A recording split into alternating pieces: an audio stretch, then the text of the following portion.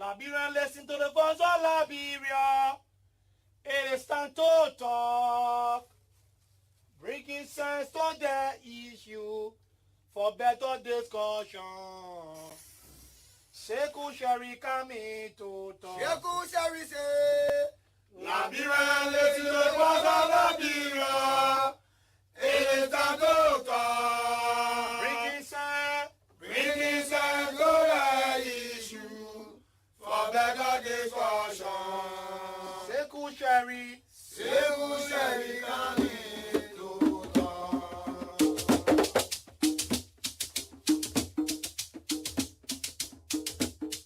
Liberia, listen to the voice of Liberia. It is time to talk. Bringing sense to the issue for better discussion. Seku Sherry coming to talk. Seku Sherry say, Liberia, listen to the voice of Liberia. It is time to talk.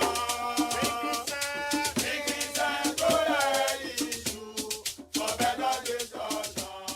Seku Sherry coming to talk.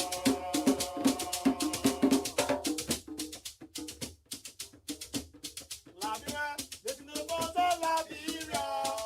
It is time to talk.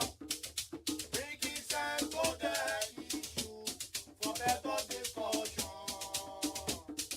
Seku Sherry coming to talk. Seku Sherry say, Liberia, listen to the voice of Liberia. It is time to talk. Bringing sense to the issue for better discussion. Seku Sherry coming to talk.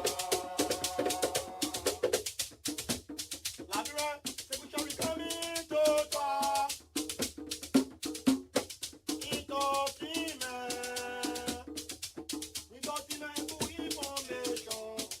education. Seku Sherry coming to talk. Liberia, Seku Sherry coming to talk. Good information. Information, entertainment, and education. Seku Sherry coming to talk. Seku Sherry say, Liberia, listen to the voice of Liberia. It is time to talk. Bringing sense to the issue for better discussion. Seku Sherry coming to talk. From Monday to Friday, Liberia. Seku Sherry coming to talk. From Monday to Friday, Liberia. Seku Sherry coming to talk.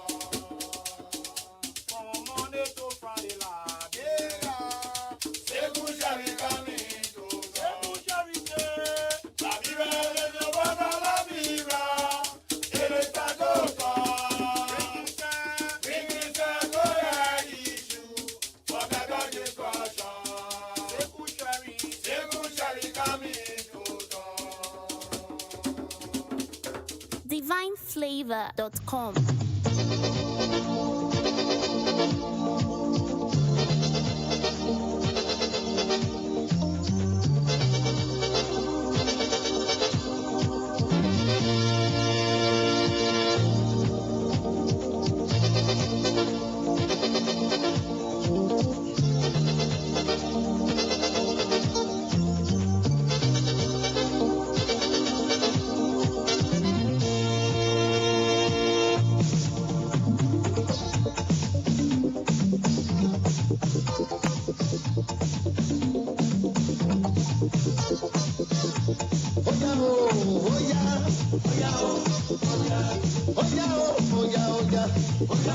Indeed, we want to say thank you. It is always great to return. We want to sincerely apologize for the quarantine song being played. We want to say good morning to you folks and welcome to the show. Good morning, Liberia, on Voice of Liberia 104.1 from the nation's capital, Monrovia, 89.7 in Mangibi, 90.7 in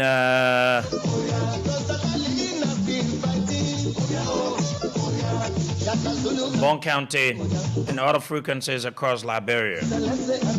What a great way to return here this morning. I want to say thank you to all of our listeners, all of our viewers joining us from across the world that you usually do.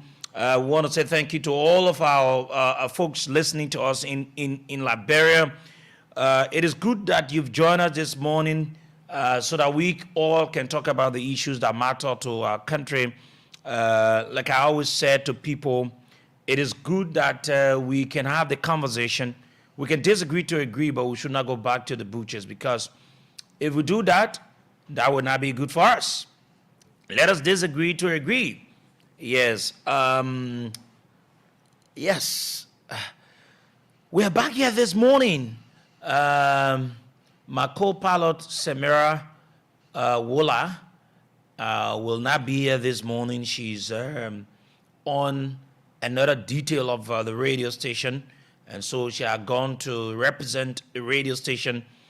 So this morning, she won't be here. We will single-handedly run the show. Yes, I want to say thank you to Allah. I want to say thank you to each and every one of you. And also, it's good that we've converged to talk about the issues again that matters. The issues that matter to our country. Yes. My name is Sekou, and I'm Sekou Sharif. Inshallah, with the blessing of my parents, protection of Allah, acceptance, we're going to take you up to 10 o'clock this morning. Sorry for the poor quality of my voice. I'm still, going through this voice challenging moment, so, but because we've got this to do, and we need to be here almost all the time. So we are back here this morning to do what we love to do best. And we'll be here this morning up to 10 o'clock. So we've got lots of issues to talk about. At 9 o'clock, we'll be joined by concerned or aggrieved workers of Mano Manufacturing Company.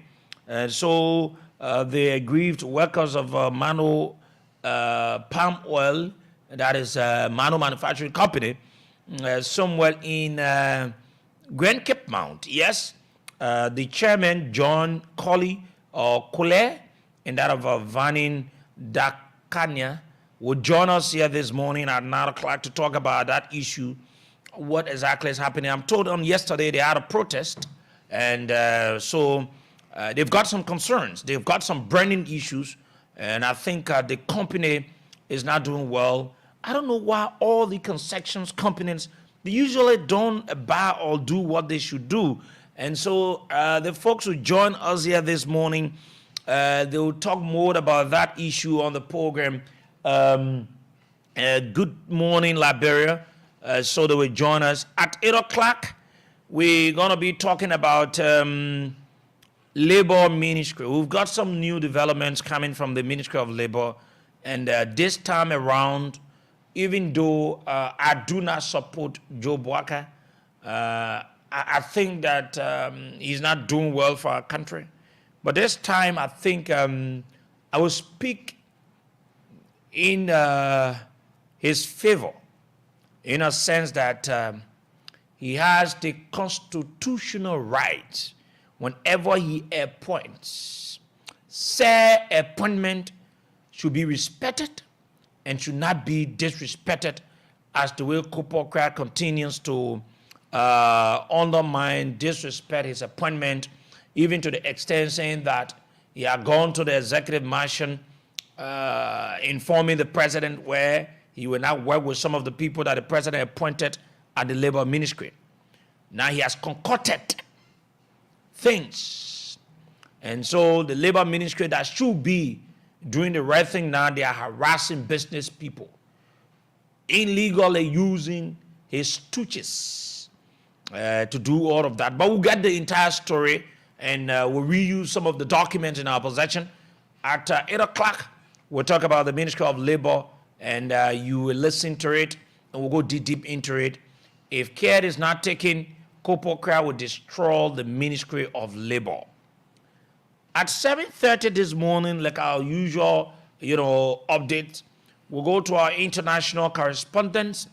We'll join them from across the world to know what's happening across the world. We've got lots of issues taking place. African governments are always African governments doing what they think they can do. Some are doing well in the interest of the people, while others think that they can do what they think they can do. And so we'll join our international correspondents to talk to them concerning issues making news around the world. But before that time, we usually acknowledged those of the people watching us, those of the people joining us from across the world, and whatsoever you are joining us from, we want to say thank you. We will start to acknowledge all of our viewers shortly. Right? We will try to acknowledge all of our viewers shortly. Then we'll move on to housekeeping. After housekeeping, then we've got the issues to talk about. Just so you know, Liberians, gas shortage has hit Liberia, and the government seems to do nothing about it. I'm even told that the government is not doing well with some of the importers in the country. We'll talk about that, and that will be one of our issues to look at housekeeping. Let's go to acknowledge some of you watching. Jamala Johnson writes this morning, said, falling from a cab on my way to work. Alhaji Fofana writes this morning and says, grace, he meant to say good. Morning, brother Seku. I'm following this show from my Istanbul community in central Matadi. Oh, they got Istanbul area there. Okay. Matt Huri. Chelsea Suarez says, good morning, Voice of Liberia. You got him at Ruben Connett. He writes and says, good morning, Voice of Liberia. And good morning to the peace-loving people of Masambolahun in Lofa County, Masambolahun Town, Lofa County. Liberia will never burn under the inept president in Joseph Boakai as the citizens of Liberia continue to suffer under the inept JNB government. Abdullah Kamara says, good morning, Voice of Liberia. I'm falling from Cambodia, Coach Bracket, right. And this other person says, Jackson and Mitchell writes and says, good morning, CEO, and to the peace-loving people of our motherland. I'm watching closely from Bourgeois Island, Douala. And this other person wrote and says, Mohammed Toure writes and says, I'm watching from Lofa County University campus. Puna Weni Kemu writes and says, good morning. I'm falling from Dupont Road. Fatou Sharif writes and says, good morning. She continues and say, Fatou Sharif, how are you? We're great. We continue here. Elki Flomo says, good morning, VOL. I'm watching from Banga City, Bon County. CEO, please, I need your help. I'm not well, please. This is my number. There you go. A. Simankia writes and says, good morning, my best investigative journalists. I'm watching from my new community, Cardwell, New Georgia. Waterside, your T-shirt, old man. Old man, been a while. Calvin Doe says, good morning, VOL family. I'm Calvin Doe listening from Cardwell. We are getting there. Rufus Nuvers is watching. Eugene Weir says, good morning. Bill M. Quaison says, good morning. I'm falling from the University of Ghana, Legon Campus, Regional Institute for Population Studies. Breaking Limbim Mbayo writes and says, good morning, Seku and Samira. I'm joining you from Upper Cardwell. Emmanuel Yanson writes and says, good morning, VOL. I'm falling from Yekepa, Nimba County. Stephen Fowler says, I'm watching with you. Eugene Ware says, I'm watching from Chocolate City. Mohammed J. Sharif writes this morning and said, good morning, Samira and Sekou. I'm watching from Jacob Town, St. Francis community. From the way things are proceeding, I'm even afraid to come outside before this 80-year-old man, Joe, says I'm one of his so-called 100 days deliverables. Okay, say Allah bless you, or Allah bless us. Thank you, my brother. You want to answer for JMB to say. Okay, so Eugene Willard says, long time, old bro, boss. Okay, Eugene. Hope we compare notes. Abraham Yazi Kome says, good morning, viewer. I'm watching from Banga City, Bon County. Rufus Nubins says, good morning, VOL. I'm watching from Broadville District number 17. Pakokonon, 2029. My leader, President Weah, will be back.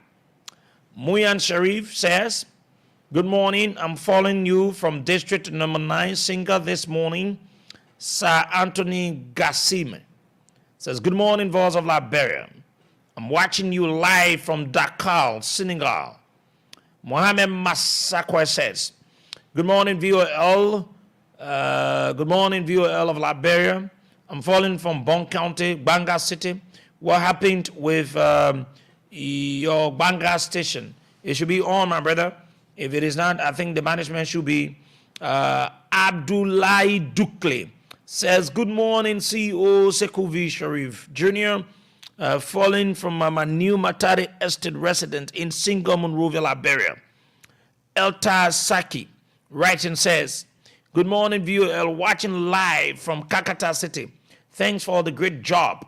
Keep it up. Vamuyan Fatumata Lasana Dole Rice says, good morning, brother. I'm watching you from USA. I really want to hear that important issue right now. William Daniel Kruku says, good morning, Sekou. I'm following you from Canada, Ottawa. Franklin Kamara writes and says, good morning, veteran journalist Sekou. My is irreplaceable pen pusher. I'm watching from my comfortable home in Electoral District 15. Thank you for the job you are always doing for the Liberian people. Emmanuel P. Daniels writes and says, good morning, my dear CEO. My name is Emmanuel, and I'm Emmanuel P. Daniels. Okay. You know, I could say my name is Sekou. And I'm Sekou Sharif. Good morning, my dear CEO. My name is Emmanuel. And I'm Emmanuel P. Daniels from Snow Hill Community District number 12. Thank you so much for the show. The bunch must open. We are here this morning. We say yes to place, he meant to say peace. We say no to violence. Lassie R. Brown Sr. writes and says, good morning, Sekou V. Sharif Jr., falling from Vatam, Gibraltar community this morning. Last Brown, thank you. Melvin Towie, Cooper, good evening from Australia. Jerry Akwe, good morning, family. John David Nakula Yakpawulo writes this morning and says, good morning, CEO and Samira Sam Wula, watching from Banga City, Bon County. JMB, the FIC president, we are certainly getting there. Patrick T. Talo. He said, good morning, VOL family, watching from Banga City, Bon County. God blessings. Or he meant to say, God bless you all. David Yenkang writes and says, watching from compound number 3, Grand Bassa County, LAC. Thank you much for the show, guys.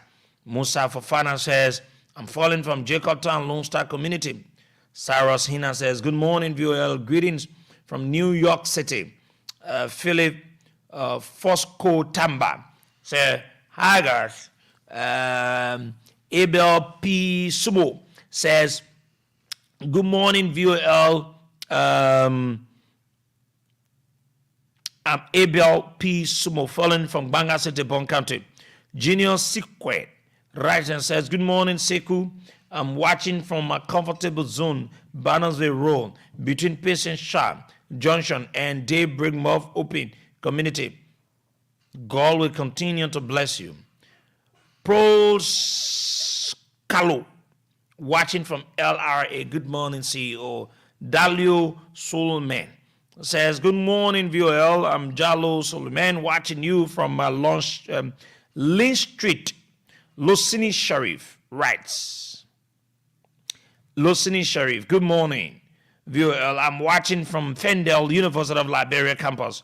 Kelvin Dorsey, I think JMB need to sit in class for him to know the meaning of secure. And we want to say thank you to all of you watching. G. Mark Colley, Andrew Taylor. I'm seeing JMB here says, my government is the best ever in the history of Liberia, and I promise to make my people proud. Andrew Taylor, Daniel Collin, Gabriel Fire, Stephen Tamba, Gabriel Fire, E. Moluba. I want to say thank you to all of you for joining us this morning on the show. And thank you very much for always joining us on the program. Good morning. Good morning, Liberia, on the program. I hope I can have maybe the two hosts of Bits and Pieces will be guest presenters. The man Sam Andrews and that of Melvin Joa. They will join me shortly, and they will be guest presenters on the show this morning as we all bring to you the program Good Morning Liberia. So we will try to go to our international desk. When we come back, then we will move into some of the issues. But do you know, are you aware that gas has become very scarce in the country? To get gas now, for those of you that, some of you, those of you are driving, you've got your own vehicles, gas now seems to be very scarce in the country. You barely get, in fact, if you go to gas stations, you see the line of vehicles. Yes, the lines of vehicles. And so we have my two colleagues will be our guest presenters this morning on the show. And so they'll provide their own, analysis about some of the issues. Like we're talking about the gas issue. Gas has become very scarce in the country. Every morning. Good morning, Seku, and good morning to our many Liberians following and listening to Voice of Liberia about this time. Melvin, have you noticed it? You yourself cutting across to see how gas stations. When you go out, even at about this time, you go to gas stations, you see line of vehicles. Even to get a gas, sometimes you don't have it. Have you experienced it cutting across Montserrat County? Yes, I've experienced it across Montserrat County, but what actually happened or led to the scarcity of gasoline on the world market has to do with the restriction of camp boys. Camp boys around Liberia are quote-unquote helping the gas stations. They will go and purchase the gasoline and have it stationed to a particular area and have it sold. And taxi driver or whoever can, let's say motorbike riders and stuff, they will go and stop right by the camp boys and they will purchase their gasoline, and after purchasing they will go by their business. But the government has said camp boys are not allowed in the street. So in how much camp boys are not allowed in the street, that means all of the gas stations will have to serve the regular customers or the normal customers. So if you will see people who used to stop back to purchase gasoline from Camp Boys, they are no longer stopping to Camp Boys because Camp Boys are no longer in existence. So all of the gas stations will be very packed because everybody will have to be, going directly to the gas station to purchase their gas. So at the result, you will see a lot of inconveniences causing for people who will be rushing to work. You see a lot of inconveniences for people who maybe quote unquote carrying their family member to hospital or whatever. So it will cause a lot of inconveniences. But however, I'm sure we'll get adjusted to it. But the thing here is the abrupt measure put in place about the gasoline issue is what we have to talk about. It is quite important that you make an announcement prior to taking on the action, where you will tell people beginning of so time, Cam boys will not be allowed in the street, and of so time, drivers or whoever got motor vehicle are allowed to purchase their gasoline only to a gas station. Then that means they got some private homes or private citizens who got their own gas station at home. So they will fill that and be set to avoid inconveniences. But that was not done. You only saw the government, putting the fire service directly, putting an abrupt rules and regulation that can boys should immediately leave the street, and as they have left the street already, it causing a lot of inconveniences for people, who have that smooth operation, who have the mind to go to the gas station. If you got a patient, it's maybe some relative of a family sick, it has caused a lot of inconveniences. Then the price of gasoline has increased, and you see there. So now much people will be selling gas now. So if the gas station is packed, you'll see some Cam boys will still want to take advantage of this. They will go and purchase the gasoline and come and have it store packed in low corner, and they got the sample of the gasoline in a mineral bottle right by the road. And if you stop back, that means you are already stranded. And once you are stranded, the guys will sell the gas to you at a higher rate.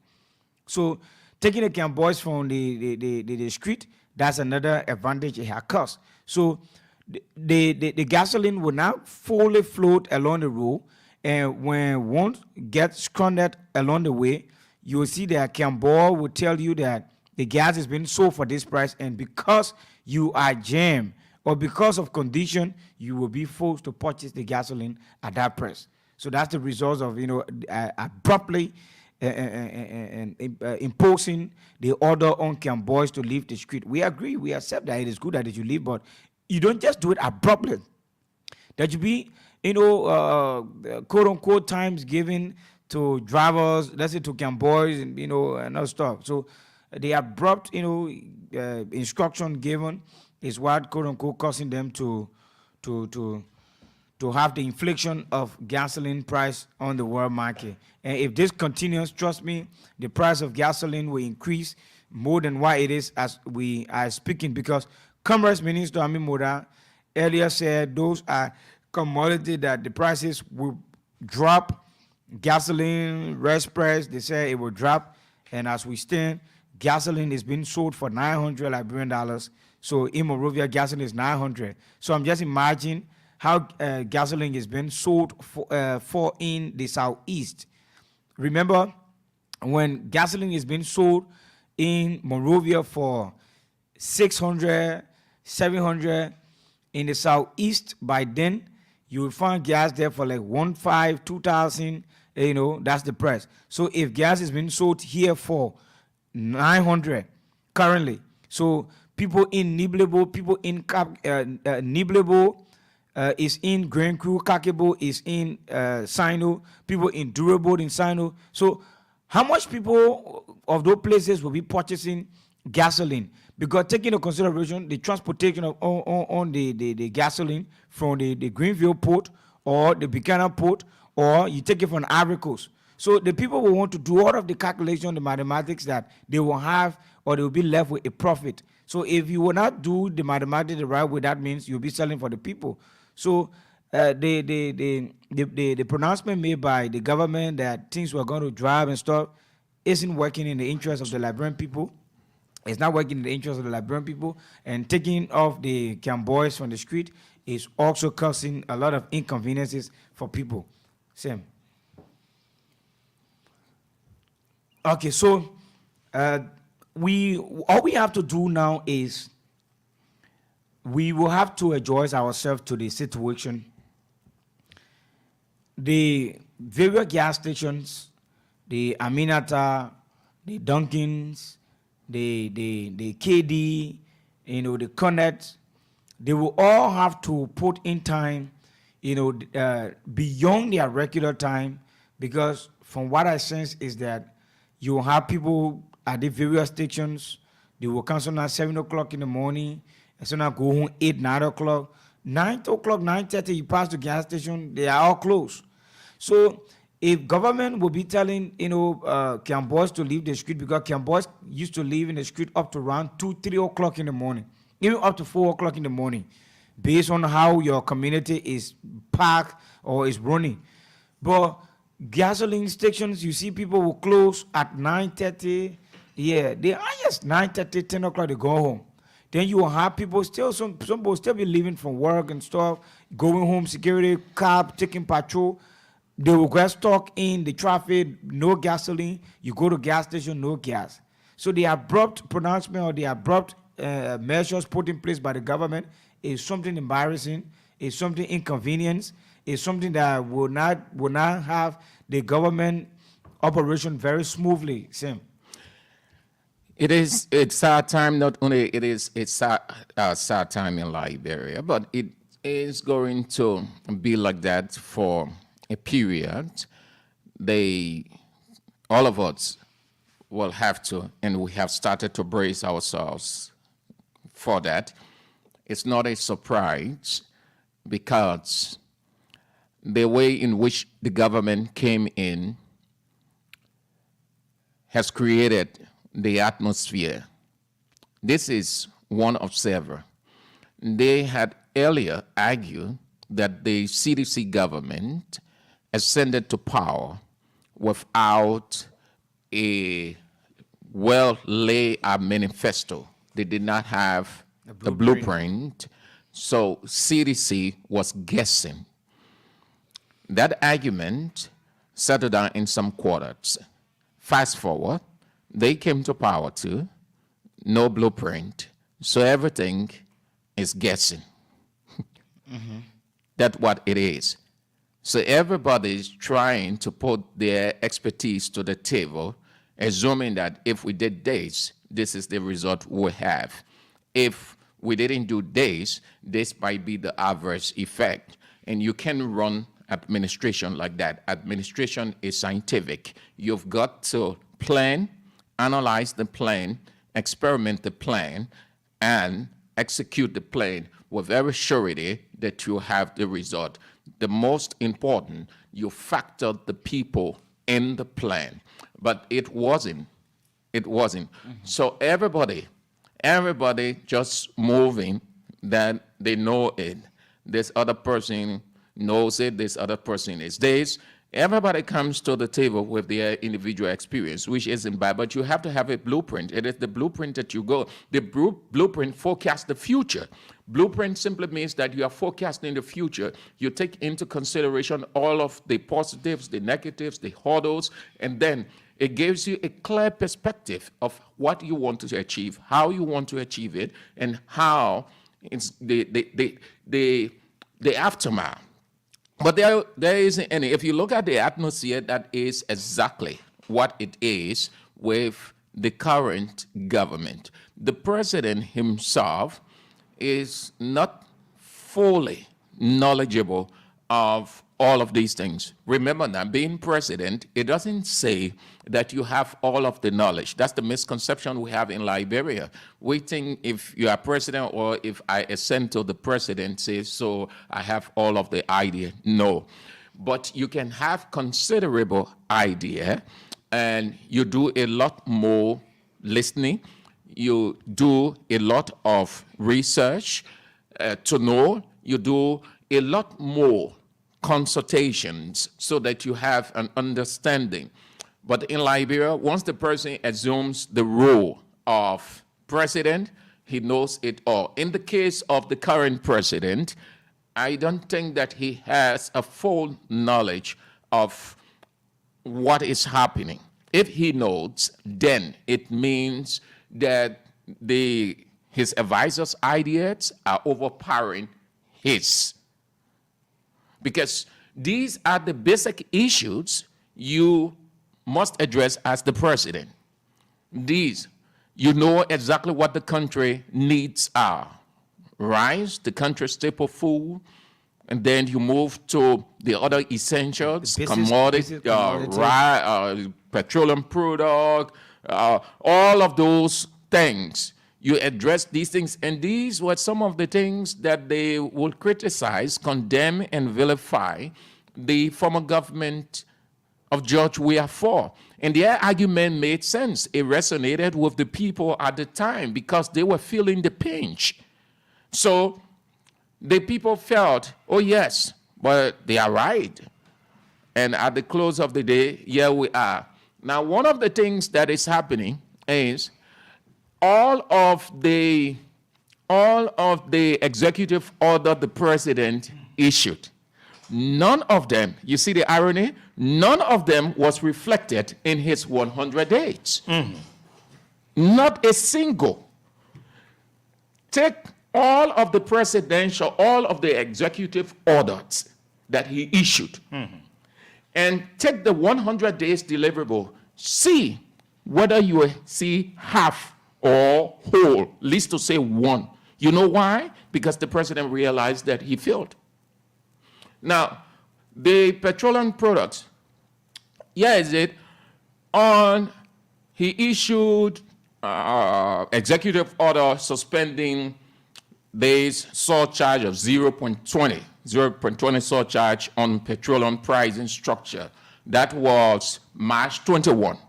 The essence was to reduce the cost of petroleum products. The very day that executive order came into effect, what happened? The prices started to rise until where we are. So okay. You see. Okay, let me hold you there, Sam, and that of Joa. Let's go to the international decks. Then we'll come back. We'll talk about that. And I like the analysis that you guys are making. And, the people that we elect sometime or that get into positions, they tend to do what that will please them than what they've been able to say to the people. And they try to make things to look as if to say they are in the interest of the people. But that is it. Let's go to Nigeria and talk to Naomi Kombenda. She's our Nigerian correspondent. We're going to go talk to our international correspondents. When we come back now, then we can move ahead and talk about our local issues, move on to the Ministry of Labor, and talk about some other issues here this morning on the show. Naomi joins us from Nigeria on the program. Naomi, good morning. Good morning, Teku. Thank you for having me. The People Redemption Party has opposed the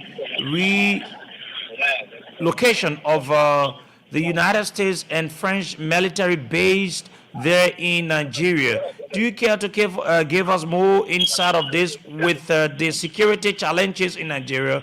Why is the RP rejecting the relocation of United States and French military bases in Nigeria? All right, thank you very much, Teku. So the comrade, which is Mohammed is Sadiq, he's the acting national publicity secretary of the People's Redemption Party in Nigeria. He's of the opinion that these foreign troops may not only fully understand the complex and dynamic nature of the security landscape in Nigeria, which could lead to unintended consequences. He also said that the economic implication of hosting foreign military bases, including the strain on Nigeria's limited resources and the potential for increased dependency on foreign aid, is also not encouraging. He didn't stop there. He warned that the relocation of American and French military bases to Nigeria could potentially strain the relations with other African countries, leading to a diplomatic tension and a regional instability. What is he suggesting? Is it that it is possible for such to be done instead of what they're requesting? So he emphasized that the need for Nigeria to prioritize its internal security needs and also strengthen its defense capability rather than relying on foreign powers. He also advised the government to reject any proposal from relocating of foreign military bases to Nigeria and instead prioritize diplomacy, regional cooperation, and sustainable development. What has the government been able to say concerning such? All right. The government, through the Minister for Information and National Orientation, Alhaji Mohammed Idris, has said that the federal government was not considering any foreign military base to counter insurgency and other crimes in Nigeria. He disclosed this yesterday in Abuja, that the government is very aware of the falsehood and also called on the public to disregard that. To his claim, the president was said to have told the Nigerian people that he was consulting with some foreign powers to assist in the best way possible to see how they could tackle insecurity and insurgency in Nigeria, a statement he has long denied. Thank you very much, Naomi. She's our Nigerian correspondent there from Nigeria on the program Good Morning Liberia on Voice of Liberia. My name is Sekou, and I'm Sekou Sharif. We go to Sierra Leone now to talk to our Sierra Leonean correspondent. That's the man, John Whitfield, on the line. There's this a case challenging Sierra Leone's laws on loitering has had its first day before judges at the Community Code of Economic Community of West African States, that's ECOWAS, 2 years after it was filed in that area. Joining us is John Whitfield. He joins us this morning. John, good morning. Good morning, Sekou and team. Thanks for having me. Start by giving us a background to this story, by the way. So as you rightly mentioned in the intro, in 2022, a women rights group called Advocate, filed a case at the Economic Community of West African States Court of Justice in Abuja, Nigeria, against Sierra Leone. And the reason for this is because they had issues with the loyalty laws of Sierra Leone. And they found out that the loyalty laws of Sierra Leone impinge on the basic human rights of every citizen. And also they said that we are still using certain old ordinances since the British colonial era. And in the 21st century, it was important for the government to look at whether probably review, repeal, or replace that particular law. So they had a discussion with government, and they found out that one way probably this could be done after they had exhausted all possible means was to file this complaint against the government of Sierra Leone so that the government could take it serious and then look into it. What type of offense, John, is loitering in your country based on the laws of Sierra Leone? Interestingly, Sekou, loitering is a petty offense that is defined in our Public Order Act of 1965 and also the Some Conviction Offences Ordinance of 1906. But it would interest you that when people are being held for loitering, they are not being treated as any petty offense. They are sent to prison and they serve jail time as if they have committed major offenses.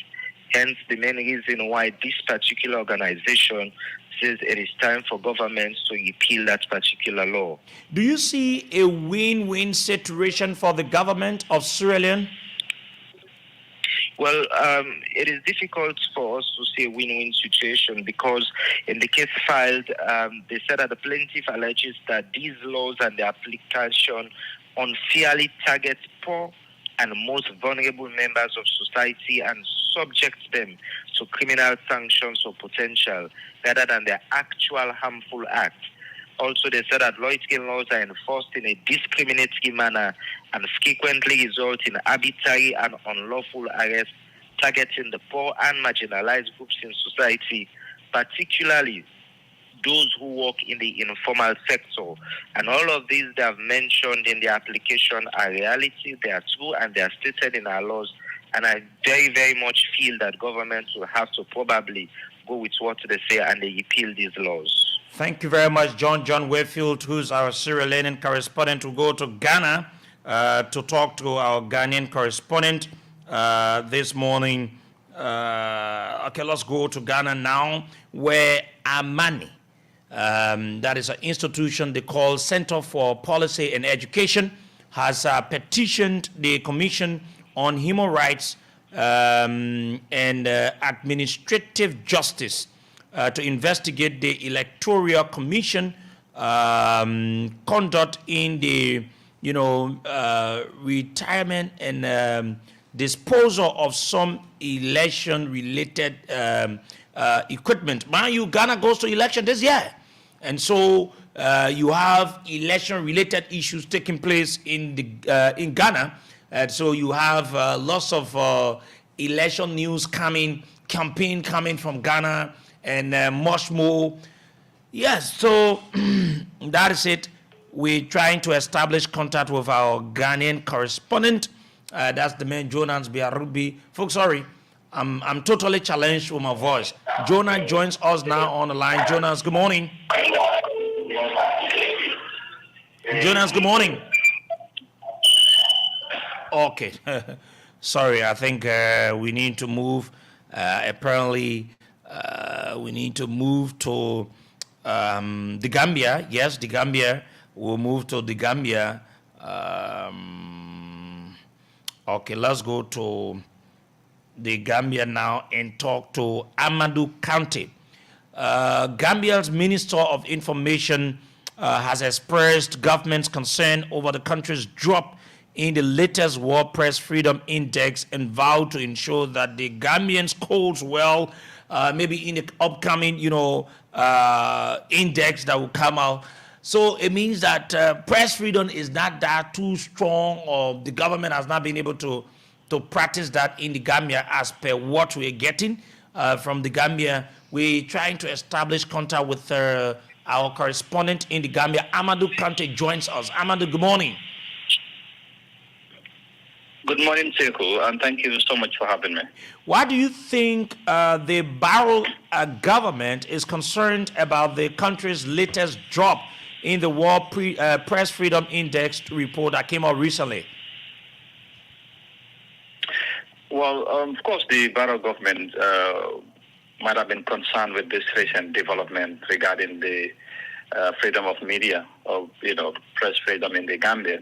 It's because all along the government, through its ministers, has been bragging or beating their chest that it is under their regime that the media have seen a significant improvement in terms of freedom, and doing their work freely in this country without being harassed or intimidation.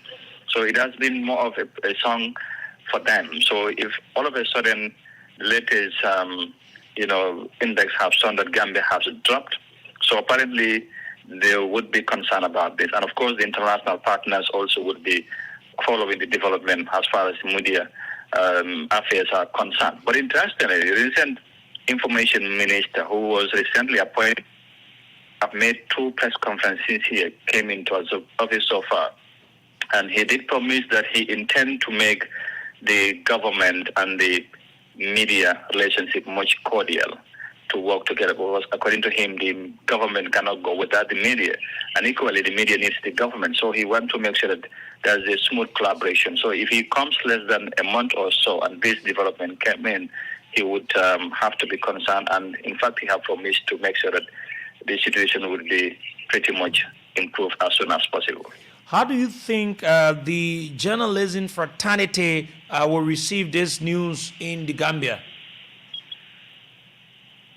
Well, soon after the news was, emerged or reported, the president of the Gambia president did express a concern, and of course some other journalists also would be pretty much concerned, because in some quarters there has been concern about, the freedom of press in the country, but because there are still some laws in the country's books that are, concerned to journalists. They are seen as diachrony, of course, bad laws for journalism in the country. But the government has all along promised that they would make sure that all the laws that are not in favor of press freedom would be removed from the constitution. Yes, they have removed few, but others are still remaining, such like this sedition and other laws like that. But I think there'll be a concern. But apparently, the journalists are doing their work in the Gambia as expected. But in some quarters, there are always some actions against political agents or supporters of the government and other political members towards the journalists. So I think there'll be more or less some concern in some quarters. Now, there's this new coming in from the Gambia that Gambia passes law that could see former dictator Jammeh tried locally in the country, and that was being done by, Gambian lawmakers. What is it all about this? Indeed, those laws who have been passed, all, of course, is geared towards, prosecuting perpetrators of crimes committed during the Jammeh regime era or the era of the Jammeh government. But the target, of course, is the former president himself. Those two laws have been passed, and of course, the government have reiterated their commitment to make sure that justice is served to the victims of the Jammeh regime. It has been pretty much a concern that the Barrow government has not shown the commitment needed to prosecute Jammeh or those that have enabled him to do certain crimes towards Gambians during his time as president. So now the laws have been passed. But of course, the concern is how soon that Gambians will see actions done by the government, because there are still some people who are in this country allegedly have committed serious crimes, but they are still in the government or within the country, but are yet to face justice. So Gambians are waiting. Of course, they are working with ECOWAS to make sure that there would be a special court set up for to prosecute these alleged perpetrators. So we are waiting. We can't tell how soon, but now that the laws has been passed, probably there'll be new development any moment from now. Thank you very much, Amadou Kante. He's our correspondent in the Gambia. I want to say thank you to all of our correspondents. Now we'll come back to our country, Liberia, to talk about the issues. Maybe we're going to use the remaining 7 minutes. Let's just rumble into this gas shortage or some issues we are observing. Then we'll take a few calls, then we'll go to 8 o'clock and talk about the Ministry of Labor. Yeah, it is a serious thing. Sekwe will remain that way for a time. It's not strange. The government came in not realizing they will have experienced this.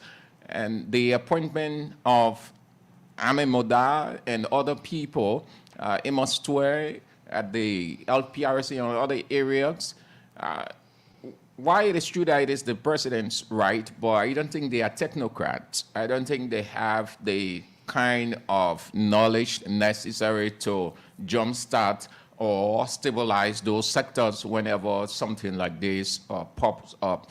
So it's going to be like this for a while, and it's going to affect everybody. In fact, it has started to affect everybody, everywhere. And some of the Unity Party folks are justifying. We listened to a couple of them yesterday. They are justifying in the sense that, oh, look, this thing happened before. This is not new to... But is this what you want to do? You've come to the presidential or governance space that because you've got the ideas, the knowledge, you've come to make the change. Certainly. So if what others did is the same thing you've come to do, then why is it they changed? It doesn't make sense at all. It doesn't make sense. Under no condition. You saw the wrong. You knew that it needed to be changed.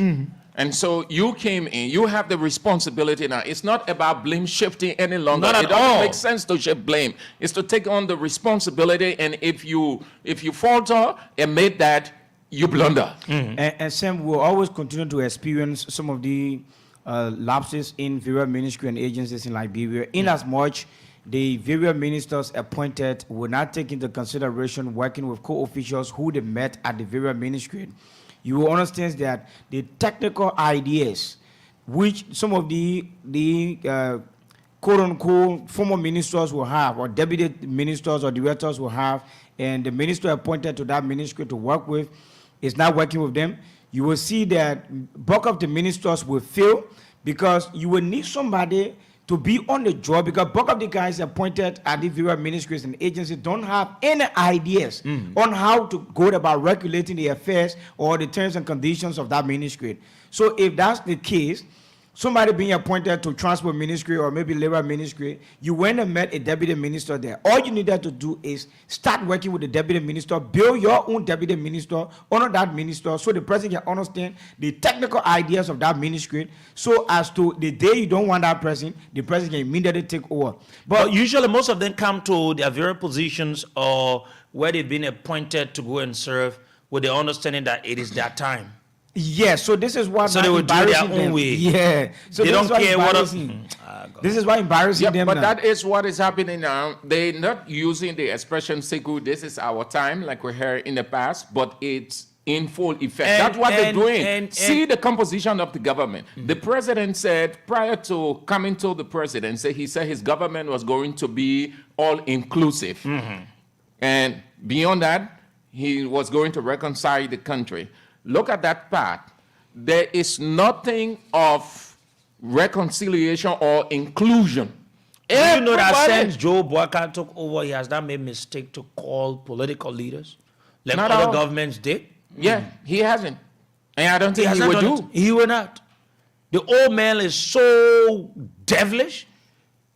He holds everything against people, and no matter what he think he can do, you still need to listen and work with for the oppositions, He needs because the expertise of they- other political eh, leaders, because they too have their manifestos they wanted to have making. no it one political. said that you will take what they will say to you, but in this, and to maintain the peace, you need to make them feel that, or make them to understand that, even though it is a government, but they themselves have got their rights. And Because- you can be, as a leader, a president, you can be successful without the people. And You that's can the, run a that- one-sided country. that's the dictatorial part of Joe. Joe wants to be the person that when he says this, it should be the final. No one should say, okay, Joe, this is not good. This is not good. So at the end of the day, when you have him, opening arms, not to let the people working in the government, there's no one of the opposition political leaders who take your government job from you. They won't do it. But at least whenever a president wins on the election, he or she will be able to phone in to all of the people, because election is finished. That's the You are first and president. foremost thing. That's the first priority. That's what you election do. is, but you got the old man. I'm told he has not done it. And he will not. He will not. Because if ever was the time to do that, Sekou, the first moment after that inauguration Yes. was the time. Get To everybody tell on board. people, election is over. It is time for governance. Let us work together. We open our arms to you people. Any idea you have, it doesn't mean that when you say any idea you have, we will incorporate it, means you do it. But just to say it on the surface, and so that it sounds professional. Yeah, so people can get that sense of very good. belonging. That you don't still have the issue of a quote unquote campaign mood. Yeah, or During the president, my campaign time, opponent, the president against me. thank you. During know. campaign period, people use all kinds of words to convince the electorates. It is campaign.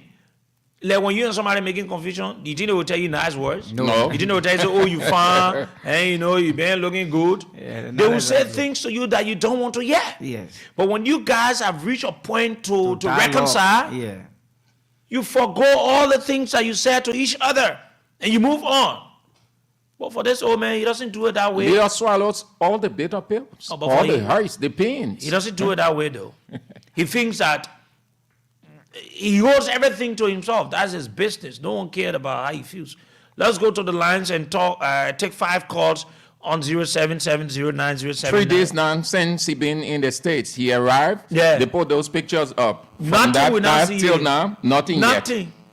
Nothing. Even though the program the men went for started yesterday.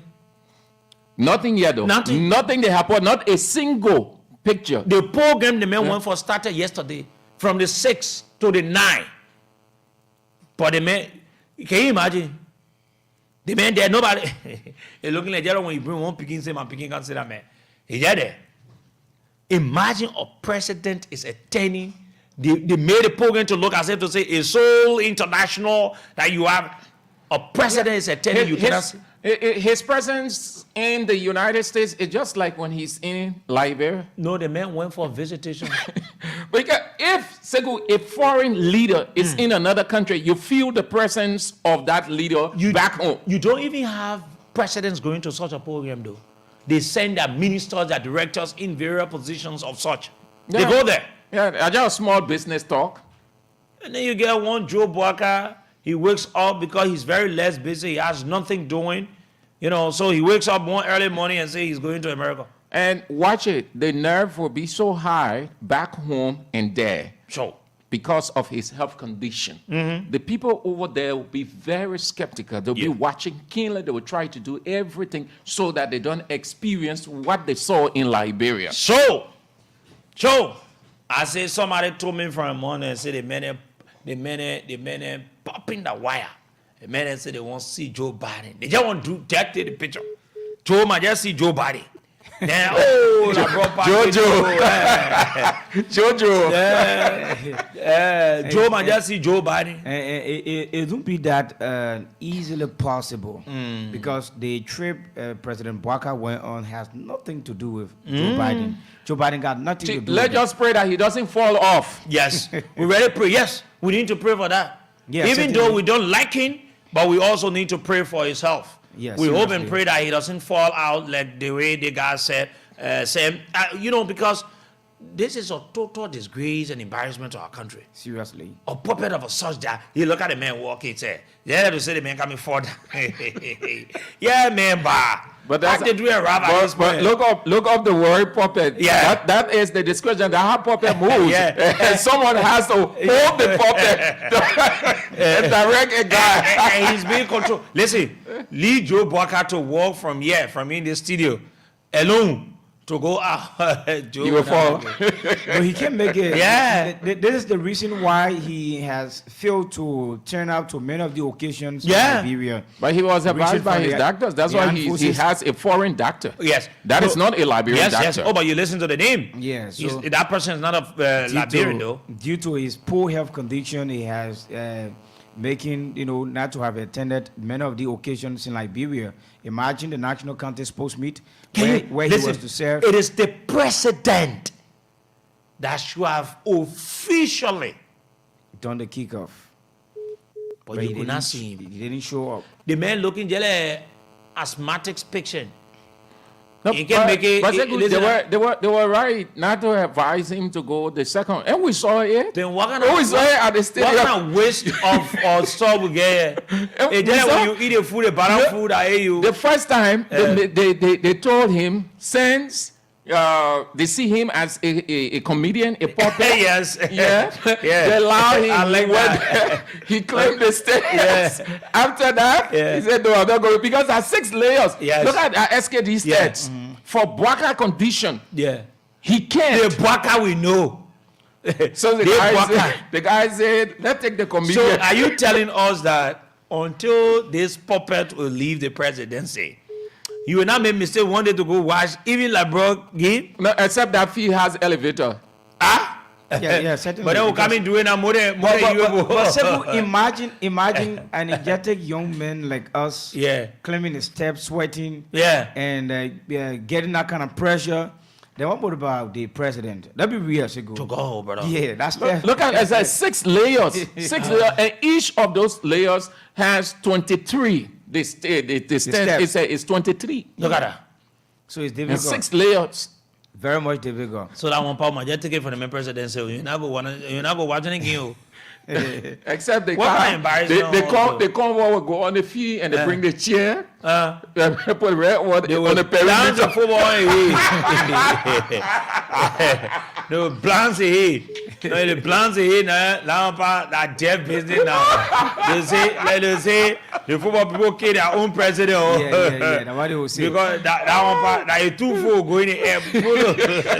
And you know how you can fall unknowingly when you fall. It can be looking too stupid. Unknowingly, if you just fall, that your two folk can go in the air. Yeah. Now what will happen to that puppet? Yeah. Took off. Can you imagine? Yeah. I want to preso. Can you imagine? So even the ATS that don't have that level of steps, the preliminary rounds of the county meet and the officially serving a communication through youth and sport. It should serve as the official the kick. Yeah, but what that they announcing? He didn't. Joe Walker will come. Joe Walker will come and say, "You're wait for me." The president opens and closes the county meeting. Yeah, that is the tradition. Every president they've done it. During the closure of the county meet in the final between River G and Lofa County, given the nature that he is the president, but I accept quote unquote, it is his county that was also playing in the finals. Yeah, show that love. Yeah, show that love to your people of Lofa County. They may get no love for listen, the man has no love for unity because sports brings unity. Certainly. And so in these times, you see a president that will be able to use sports just after election to unify the people. And his presence will be seen. But that we saw other hierarchies from various counties, like Fina was there. Yes, from River G County. And you saw Thomas Fala. Yes, another one. Yes, you saw Jefferson Kochi. Yes. They were all representing local. The man cannot reconcile his country. Yes. Then he has accepted to be the reconciliation chairman for Lofa County 60th anniversary. Look at. Yeah. Does that make sense? What sense does that make? But your country, you can't reconcile a country. Yeah. You have never ever attempted to take a single step. Yes. But you choose to accept the chairmanship on the reconciliation committee. He the chairman to reconcile Lofa County. You see that? When Segu say he is a president, a puppet of a president, and people get that. What sense does that make? It doesn't make sense. It doesn't make sense. The first and foremost thing you do, even if the people brought that to you, tell them no. Let's reconcile the country. The country. Because Lofa is now only Liberia. Yes. But he chose to accept that position as chairman. Should you so lower yourself to that level? As president, you lower yourself to be chairman for reconciliation of a county? Why would you do that? We sense this coming a long way when President Joe, then a Kennedy, and the standard bearer of the Unity Party had a merger with the ANC, the Liberty Party, and all of the parties that got together making it of the CPP. When the CPP, quote unquote, had their issues, you had Alexander Kumi having issues with Benin Ayure having issues with the Liberty Party. Joe Boakai could not reconcile the CPP, giving him and considering to be the elderly man, regardless of his position, because you had Cummins serving as chairman for his party, you had Yuri for his party, you had Yomblin from her party. Joe could not reconcile all of the political parties to have put aside. And all of them criticize him, including Yomblin Kanga Lawrence. They criticize him, they condemn him. He lacks certain ability of leadership. That's what I want to say today. Honestly, he might perform in all directions, but when it comes to reconciliation, I see it being very difficult. No, he doesn't know it. Very difficult for his leadership style. Because if he could not have reconciled the CPP, he left there, the CPP broke apart. And in fact, he was, I think, the very first or the second person to have broken apart from the CPP. After they broke apart from the CPP, Alexander Kumi said he would not break apart from the CPP. He was going to maintain the CPP, and he maintained the CPP until after the election. Now he is the president. He narrowly won the presidency in Liberia with like 19 or 20,000 votes, giving just a county difference. That is 0.1%. No wider difference at all. Not wider difference. So very you small, understand, very small. Such a leader should understand that you got a serious oppositions in your country. When you take on immediately, what next to be done is to reconcile the country. Once you reconcile all of the political actors, everyone will see their sense of belonging. People will know exactly what they are to contribute to your leadership. People will be obligated to support your leadership based on how you included them on your platform. But up to now, you have not reconciled with, the various political actors. So people are thinking as if the ideas they felt they were brought to the Liberian people is been rejected by you, quote unquote. You don't like them. Anything they want to do about Liberia, you hate them. You hate all. That's the reason why you don't want to bring, them on board. You don't want to reconcile with them. Okay, let's go to the lines on 0770-907-907, 0770-907-907, 0880-907-907 are the two numbers to join us this morning. We'll take a few of your calls. Good morning. Good morning, my brother. How you doing? Go ahead, sir. Thank you. God bless you. God bless Mama Liberia, and God bless the King of Peace. So we are. My brother, this morning, What's your name, sir? Yeah, my name is Emmanuel S. Wati, the People Prophet, and I call from Kakada and Agidi County. Thank you. My brother, somebody who not able to afford buying boxer for that shit, and then they promise you, they say you should do this thing for them, they will buy you cool suit. Can you please access a person is not serious?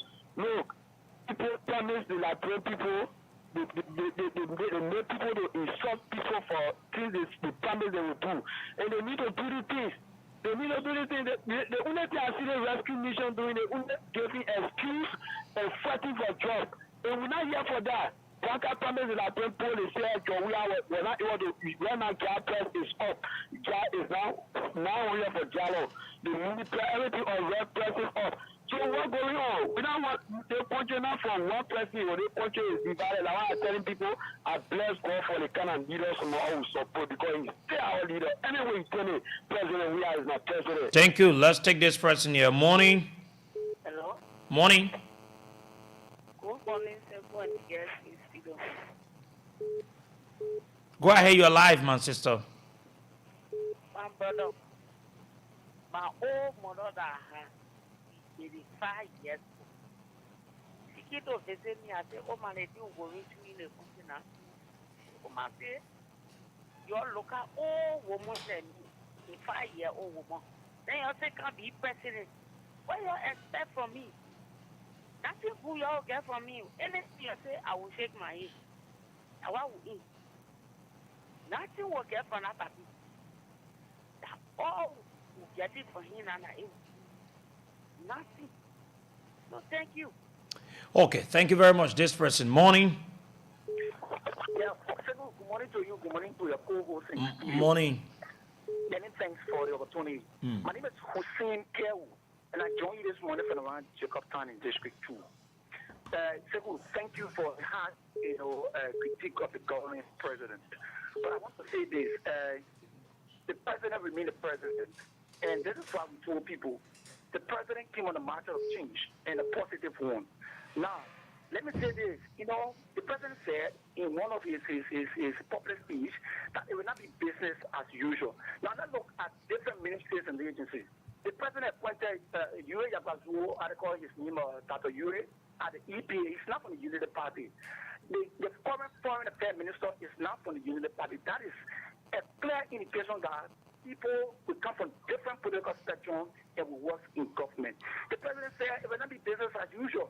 So if people will say the president is not a reconciler, he's not appointing people from the opposition, then you should ask yourself, who are those that have been appointed in different land ministry and agencies? Thank you. Now, even those, Good morning. good morning, sir. Your name and where you join us from?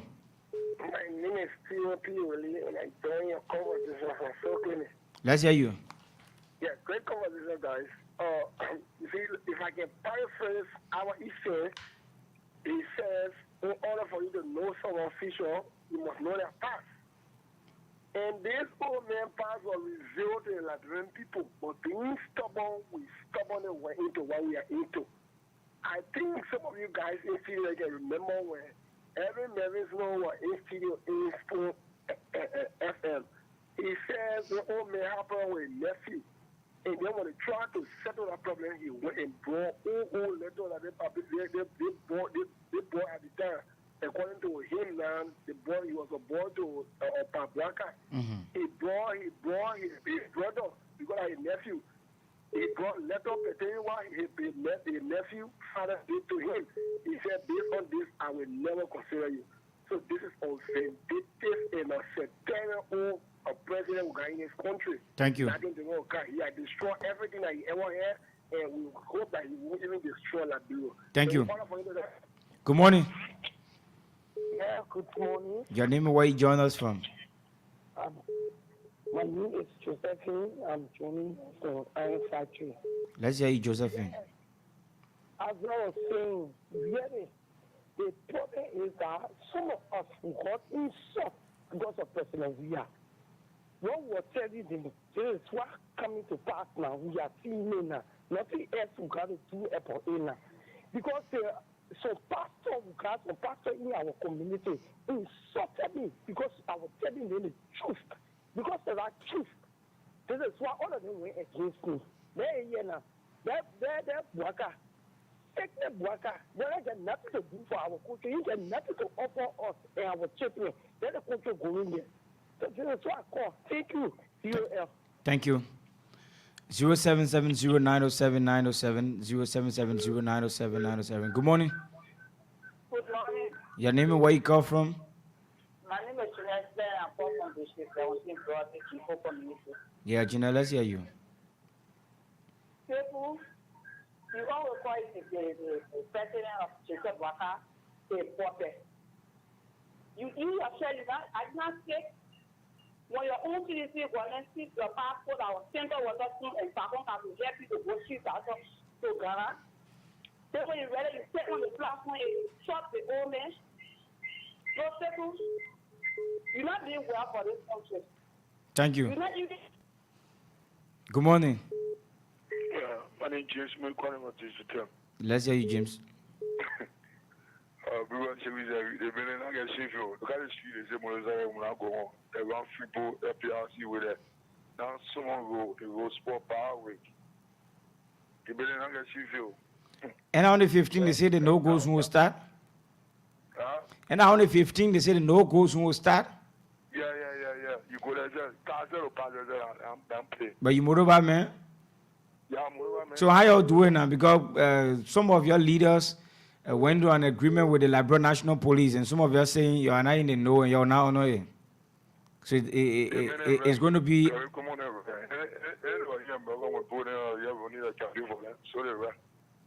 Okay. Thank you. Good morning. Good morning. Good morning. Yeah, good morning. How you doing? I'm fine. Your name and where you come from? Well, this is Eddie P from Chickasaw Factory, member of the Respondent Defense Team. Let's hear you, LEP.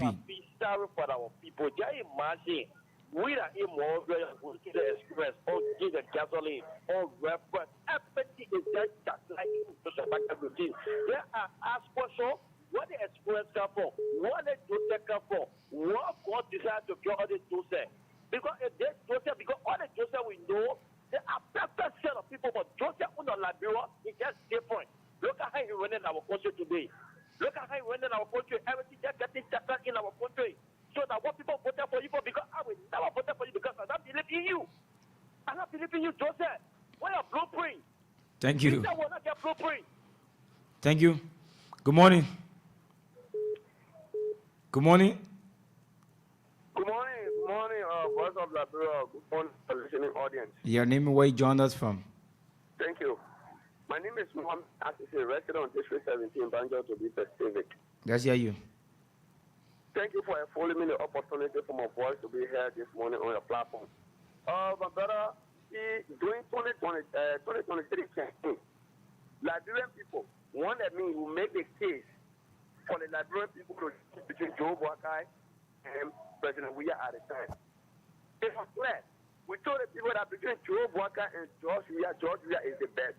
And I said meeting that George Weah today, tomorrow, between him and Joe Boakai is nobody to this country. Joe Boakai does not have no love for this country. Because a man who is coming to the presidency, he said that if I don't win the election, forgetting to know that there's a competition in going to.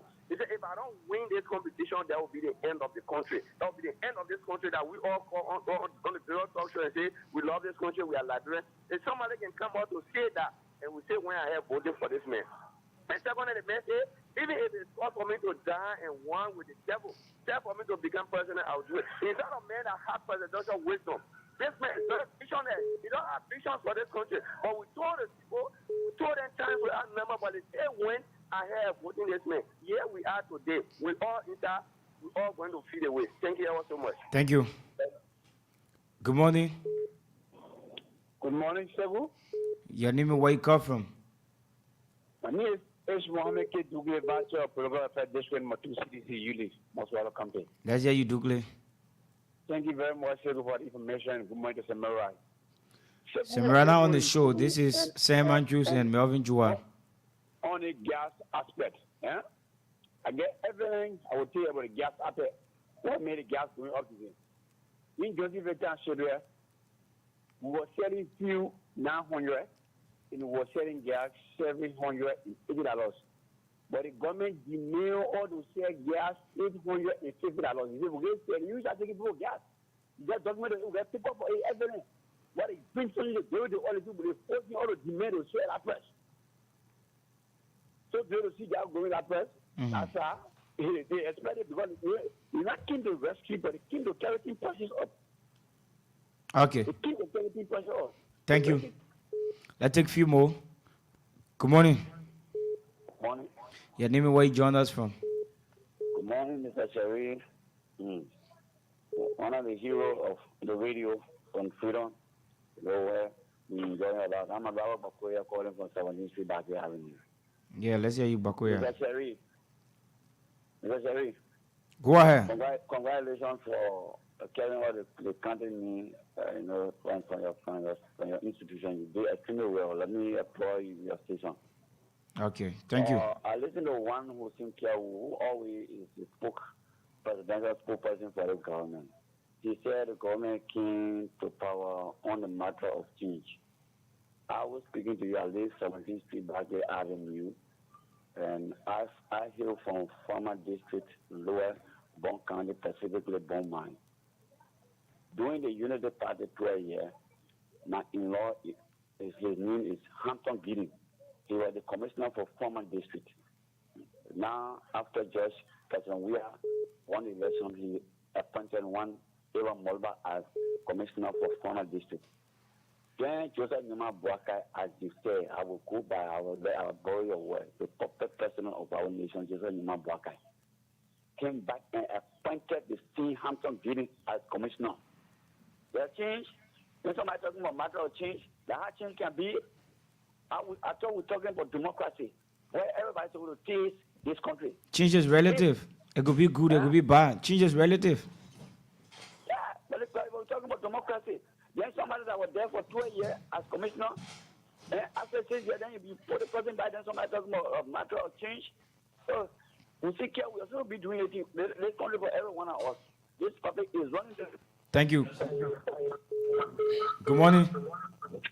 Good morning. Please go a distance from your radio. Your name and where you come from? I'm Alex B. Barkley. I'm calling for Jungle Farm. Yeah, Barkley, let's hear you.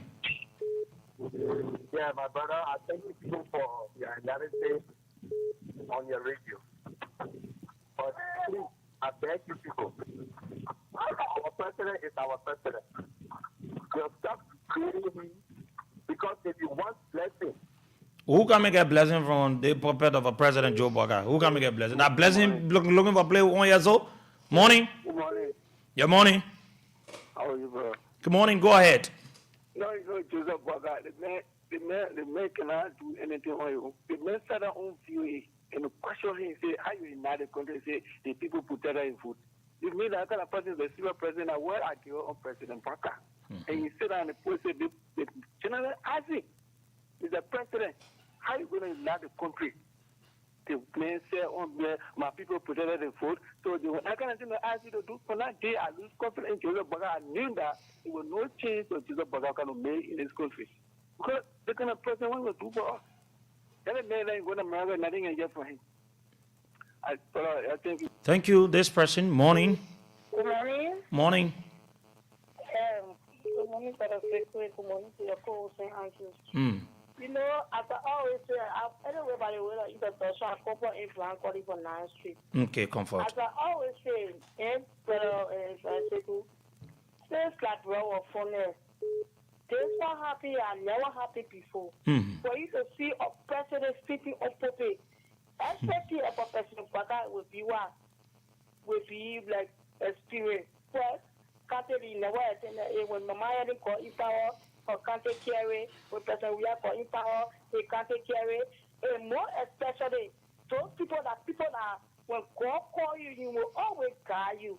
So we just have to stop because our country was tomorrow we don't start to say, oh, you're saying you're getting down in order for but what is happening to the country is so sorrowful. Yeah. When somebody telling something, you should look at the history of the world.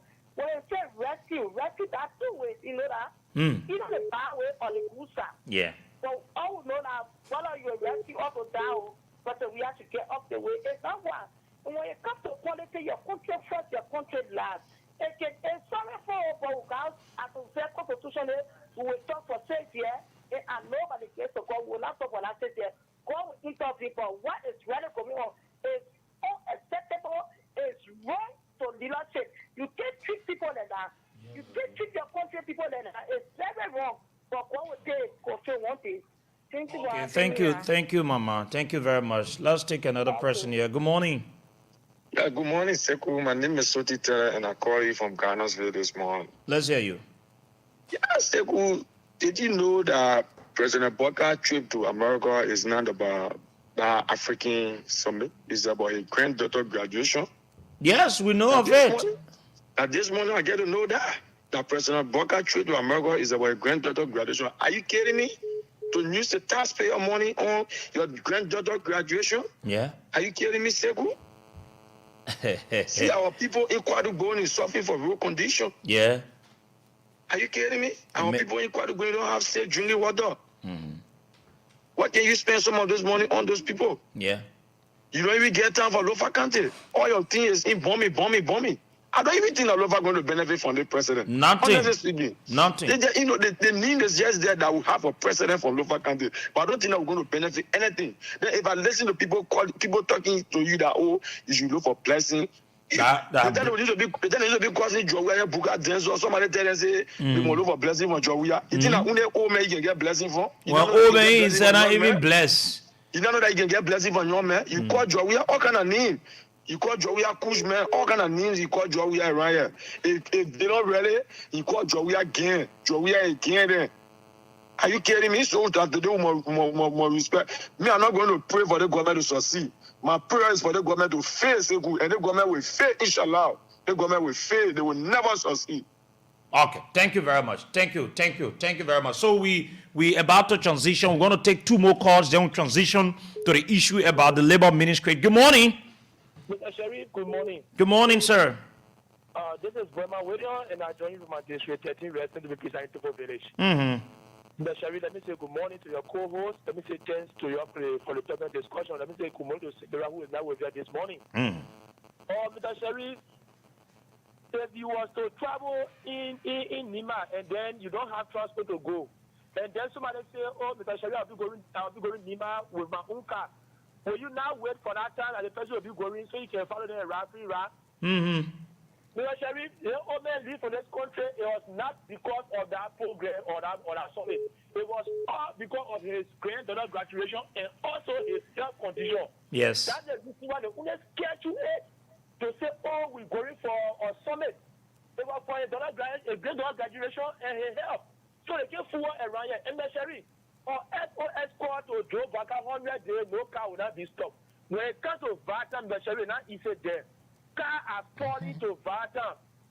The not small traffic can be there. The water, what the fuck, Mr. Sherry, not easy. So the 100 day people, you have to try to see how bad can can pass all of that. I can pass one this 22 million there again. You can't do that for all taking to go to 9 is for us. Yeah. Now want to go in town. You please rescue us in Vatan. 100 days label, no car will not stop. Please rescue us in Vatan. Thank you for the show, my brother. Thank you very much. Let's take this person here. Morning. Hello. Hello. Okay, the last person. Good morning. Good morning. Morning. Thank you. This is Austin Willer from District 13. Austin, go ahead. Thank you, my dear brother. I want to say thank you to the CEO for the good work. Before I go ahead, let me say good job to the voice of Liberia for the good work during our past our county sport meeting. Truly, you guys are big hands in the media. Thank you.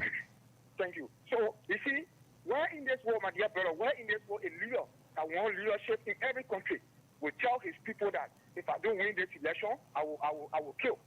We're in this world. If I don't win the election, that will be the end of this country. We're in this world. So people who are behind him, they never thought of that. They just tell that, oh, the man just seen it, they seen it. Now, if you say these things, even if you win, your opponents will be in serious trouble, okay? And this is what's going on. A broker who said that against people that if I don't win this election, there will be not this country. After the country has experienced 100 years of peace. But because of the one president said, I wonder if he doesn't get it, we are going to destroy our country. Now he get this presidency, and I give it to him. But when you read the necessary checkpoints through these microphones, we'll die there, right?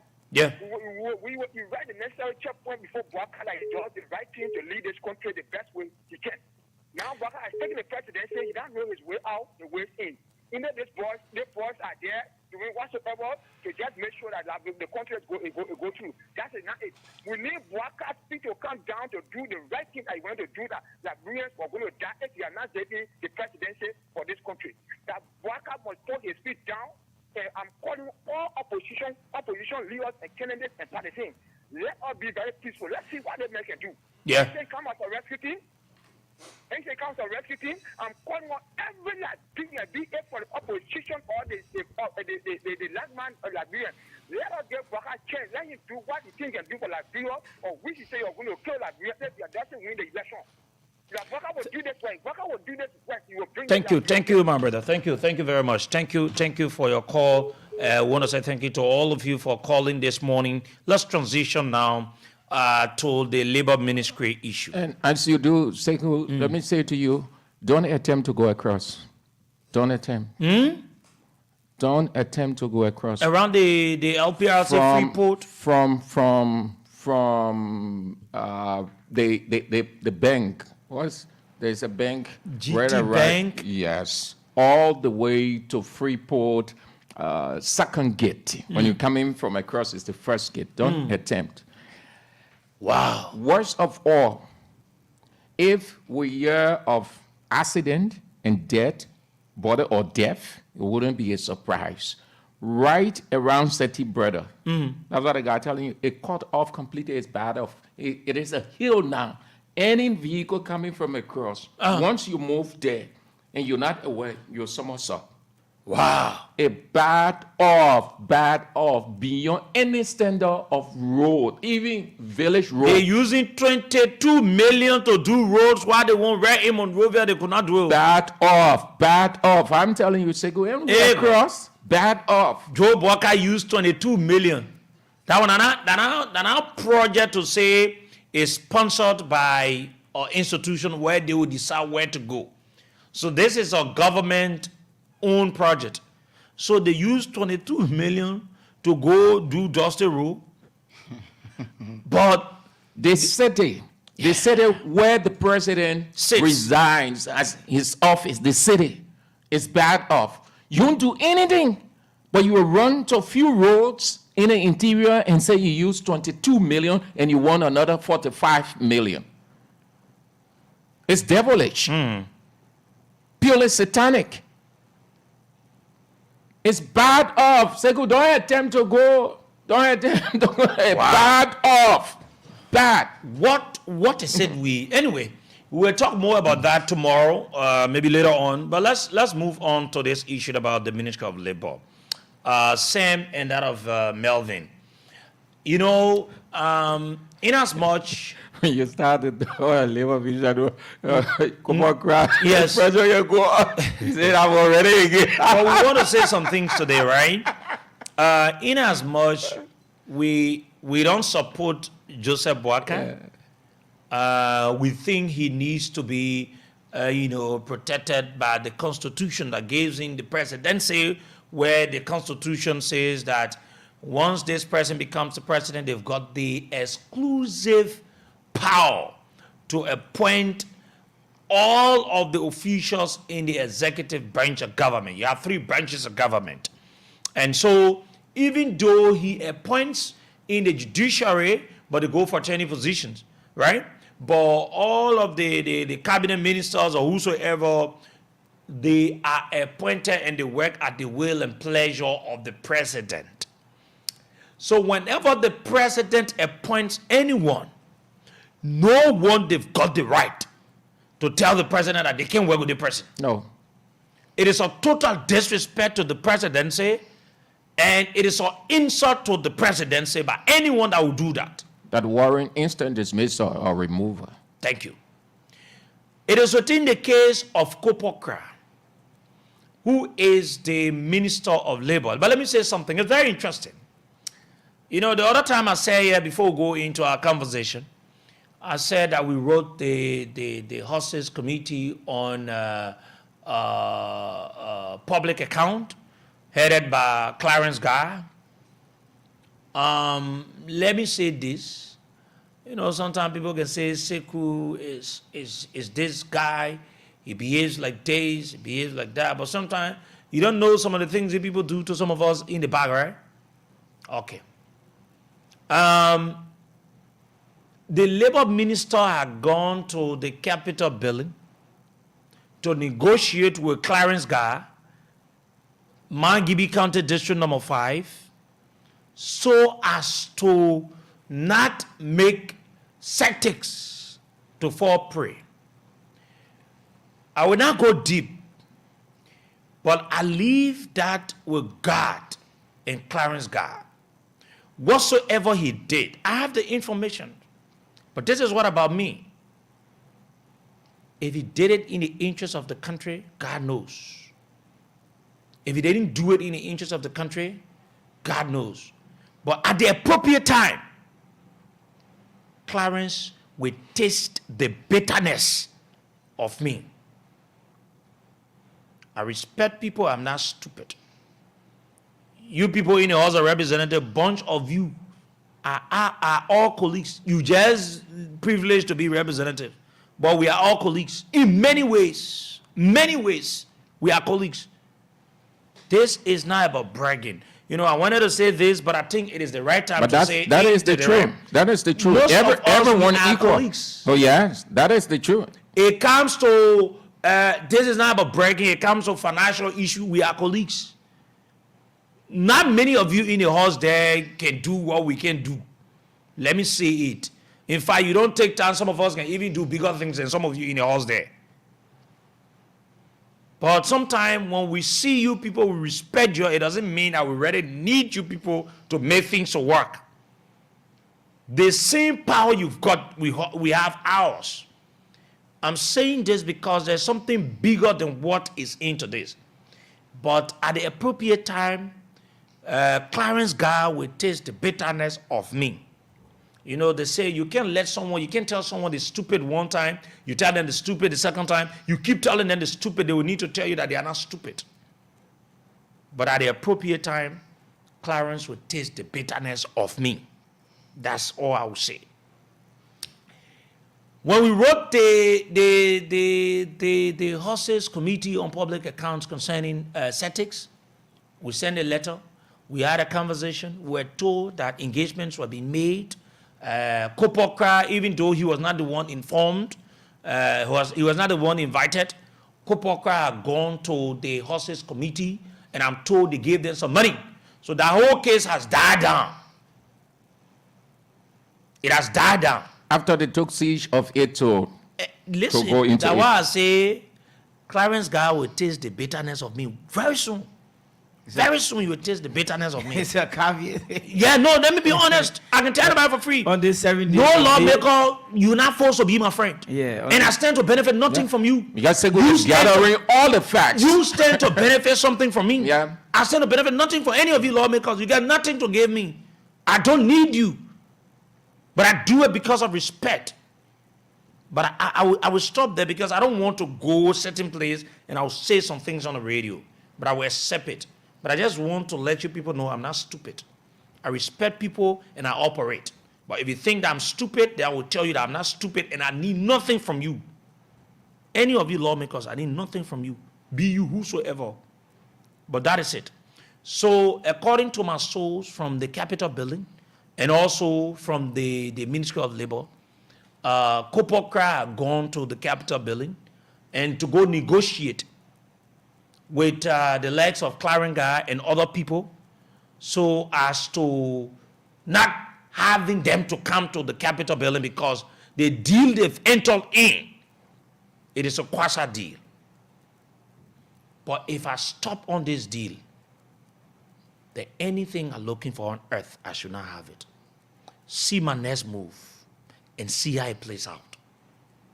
And the right thing will happen. So Kopokra had gone there according to my information person, my source. He had given some money to some of them. Allegedly to people like Clarence guy and the other people. And so they've dashed that thing under the carpet. They no longer talk about it. Clarence doesn't see a fit to ask the people. He doesn't see anything into it that deal is not a good deal. They allow it to flow. But whatsoever you people are doing, the Liberian people are watching. Let's move to the real issue at the Labor Ministry. So Joe Boaka appointed the Inspector General of Labor. And so let me tell you, maybe per the structural, workings. The minister is the head of the Ministry of Labor. And so he sits at the top. You have deputies, ministers for different sectors. You got deputy minister for manpower. You got deputy minister for something else. You got administration, operation, all the ones. Then you get the inspector general. They've got their functions. When you listen to work ethics or work environment, they tell you, they say scope of operations. Mm-hmm. Because the minister will not be the one to come down and go do inspection. The minister will not be the one that will go do, the administrative issues. The minister is like the driver of the ministry. You have all his able lieutenants that will do what they're supposed to do and compile them and give the results. So the minister will just bring up the plan of what he wants or she wants to see the ministry to achieve. And then the lieutenants will work together to make the minister to achieve. Like the way you have the president. The president will be elected and the president has a vision. The president will not be the one to be the labor minister. The president will not be the one to be the agriculture minister.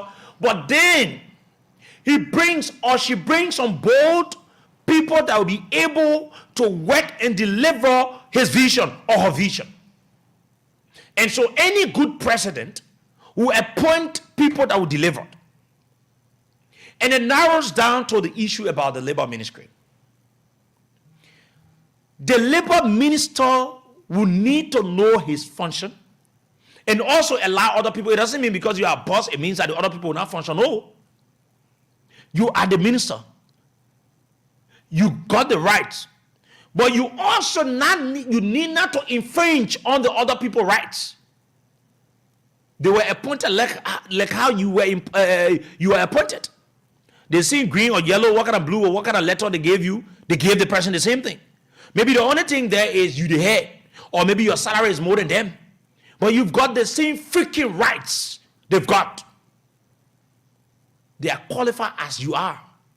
Were they not to be qualified, they could have been appointed. So in the case of the Ministry of Labor,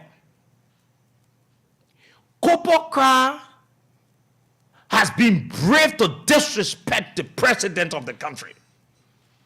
Kopo has said, and he continues to do it, that he will not work with the people that President Barker appointed at the Ministry of Labor until he decides who to work with at the Ministry of Labor. You got the inspector of the Republic of Liberia at the Ministry of Labor. And the scope of operation gives the inspectorate department. The head of the inspectorate department is the inspector general. Gives the inspector general the exclusive right to carry out inspection on behalf of the ministry, and that inspector general report told the assistant minister for manpower. Then the assistant minister for manpower will report to the assistant minister for administration. It goes to the minister proper. Everyone has the chain of command. Yeah. So the deputy inspector general of labor will report to the inspector general of labor. That's how it works. But this criminal of a corporate that has been able to be appointed, or they've been able to appoint him there, same they may have gone and changed everything. I don't hate the people of Nimba. The people of Nimba, they are very decent, good people to live with. They are one of the greatest people in the history of Liberia, the people of Nimba. They've contributed immensely to the growth and development of this country. But Kopokra has turned the Ministry of Labor to a Nimba ground. If you are not from Nimba, you will not be respected at the Ministry of Labor. He has gone to the extent to undermine the Ministry of Labor for his personal interest. The ministry has no control. Deputy minister, assistant minister, worker and director, everybody, they are now going and harassing business people. I have one of the letters, one of the business, some of the business people, they reach out to me. So everybody doing what they want to do. I come and read one of the letters. I'll come and tell you. Pathetic. Yes. And yeah, I'm told they argue report to the assistant minister for labor standard. And labor standard report to the deputy minister for manpower. So you see how the chain of command goes? So there's nothing that says that the deputy inspector general got the exclusive power to cite people, cite businesses. No. Is it not an harassment? It is. In fact, this deputy inspector general is not employed. That job is meant for civil servant. The man is not a civil servant. He did not go take civil servant test. Then they labor, imagine, to just tell you how this old man is brave. Ego, the nonsense that Kopokra did the other time came in my office of security people. God, I pray unto you. I ask you to let Kopokra to come back to me. That day I'll go to jail. If I not slap Kopokra that day I will go to jail. That dirty dog might bring himself here again. Let that dirty dog bring himself here. I swear to God in heaven. The day Kopokra, even I see Kopokra let me just say this. Even I see Kopokra out, right? I see Kopokra out. And he moves to me the way he's supposed to move to me. He will feel my wrath. Any get security people get guns. That's the time they will know, say, how their country runs. You know, my man, let me tell you something. There are a lot of nonsense that we see in this country. Who is Kopokra that will go to the president appointed you? You think it was a mistake for the president to appoint another person? But you can't blame the president. The same thing that you have always said. That we have a puppet of a president. Thank you. You can't blame him. In this case, you don't want to blame the president because the president has the appointing power. But he should not be insisting. But listen, this is what Kopokra did. Kopokra had the bravery to write the president and tell the president that he cannot work with the inspector general that the president appointed. So who's the president? Kobokra installs himself as the president. That's what he said. And the man is undermining the president. So the president can move to do anything because they know the kind of person they have there. They made him. They put him there. This is your description is set puppet of a president. So they're using him, a comedian. Yeah. This is the embarrassing situation where when you appoint someone who you don't know, you appoint somebody who you don't know their ability, but due to the recommendation from somebody else, to that Prince Johnson recommendation, position, it stands as an embarrassment, an impediment to your smooth operation of the government. Having President Bwaka knowing the ability of Kobokra, will not appoint Kobokra. I swear to God, amen. If to say Nana recommendation, yes, Kobokra can't even be the head of the kitchen that they will use to cook for the dogs around. He can't even be the head. This old man is very corrupt. He has no character. But wait, you know what the man has done? The man has taken someone that is not qualified, knowingly violating. The man said to CSA, he said, he not care. Anything CSA do, he will do what he wants to do. The man is just appointing people from the party from Nima County. We don't hate though. We don't hate. We don't hate the people of Nima. We respect them. But sometimes let us say the truth. It could be in your case. So you know what the man has done? The man went and gave uniform to somebody that is not in the employ of the institution to be harassing business people. Inspectorate uniform? I'm telling you, you can't listen. I'll get a letter. I'll come and read the letter. The man went and gave uniform to someone that is not employed in the institution to go and be embarrassing the business people. As inspector? The inspector general said, you don't need to do this. As far as I'm concerned, I'm the head. Medin, listen. The man say, even Joe Bwaka cannot tell him that he should not allow this man to be there. Wow. So you know what he has done? He has instructed this man. This man has been renting businesses, citing them for meeting. So if let's agree his that personal inspector in the ministry. Thank you. Let's agree that this man is. Let's agree for the conversation's sake. This man is the inspector. Is a deputy inspector general. What power he has to cite people for meeting, business people for meeting? It is not under his purview. Scope of operations will say to you that he needs to recommend or report to the inspector general, which is Charles Brown. Then Charles Brown goes ahead and also inform his immediate boss, which is the assistant minister for labor standard. And the labor standard will also report to the assistant minister for deputy minister for manpower. That's how it works. So now you see, you have the ministry. The ministry is divided. You get the other minister on the other side. You get the other minister on this other side. People are not working as team any longer. A loose atmosphere. Certainly. Can you imagine the minister gave the function of other ministers who are from his county?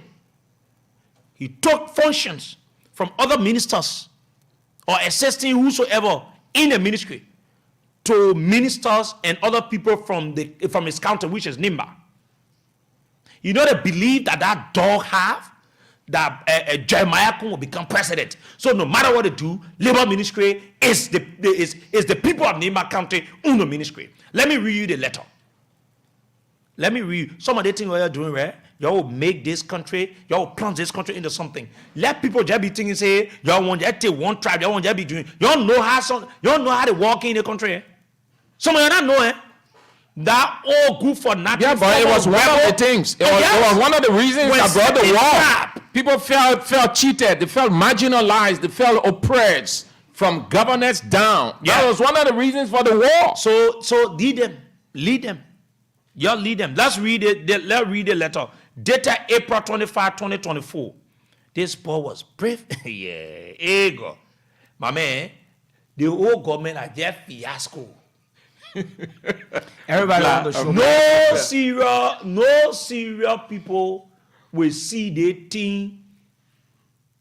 And let me read a letter here from Darius K. Women, Deputy Inspector General. Can you imagine? A Deputy Inspector General is writing a business, inviting them for a conference without the knowledge of the Inspector General, without the knowledge of the Assistant Minister for Labor Standard, without the knowledge of the Assistant Minister for Manpower, without the knowledge of the Assistant Minister for Administration, without the knowledge of all the people in there. And Sekou, just before you proceed with the reading of the letter, you know, the Inspector General conducts audits to review the effectiveness, efficiency, economic, and integrity of all, Department of Labor programs and operations, including those performed by its contractors and guarantees. To see whether foreigners, they've got work permits. Yes. To also use that means to generate funding for the government. Certainly. To also see that the working environments are conducive for Liberians. Mm-hmm. That Liberians are not being underpaid. These are all things that fall under the purview of the Inspector General. But I'm told when one of the ministers of Labor Ministry wrote B Mountain, as soon as the letter arrived in B Mountain, there was a direct instruction from Corporal Crowd that letter should not be honored. Oh yes, that is it. The man said he will use that place to get rich, and the man is getting rich. The man will use. So this is what. Let me tell you a secret today. I will not call the other person name. Jeremiah Kun wants to be president of this country. According to my source, if Joe Walker lays up to the 5 years of his administration, the 6 years, he will take the presidency and give to Jeremiah Kun. Jeremiah Kun will become the next president. A young man like Jeremiah Kun that seemed to be so power greed will sit in the presidency, grind himself for 2029 so as to go for the election. And the election will not be free, fair, and transparent. Yes, the other thing that Jeremiah Kun and the lots of other people that have got, they think that Jeremiah Kun can become the president and somebody will be vice president so that they can run this country. Jeremiah Kun has been able to appoint recommend, because the appointment that the people they send. Mm-hmm. Once they send them, they will not reject them. In fact, they are forcibly taking people in some of the positions.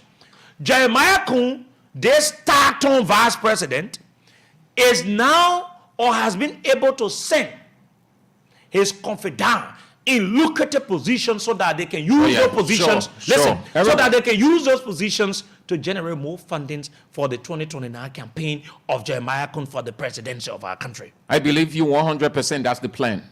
I'm telling you, bro. That is the plan. I'm in the midst of them. That Kun wants to be the next president. Kun wants to be the next president of this country. He's convinced that he's the next president. Yes. And it goes to Nima County. And Kun doesn't even believe that. Kun is even praying for Joe Walker to die. I'm telling you, bro.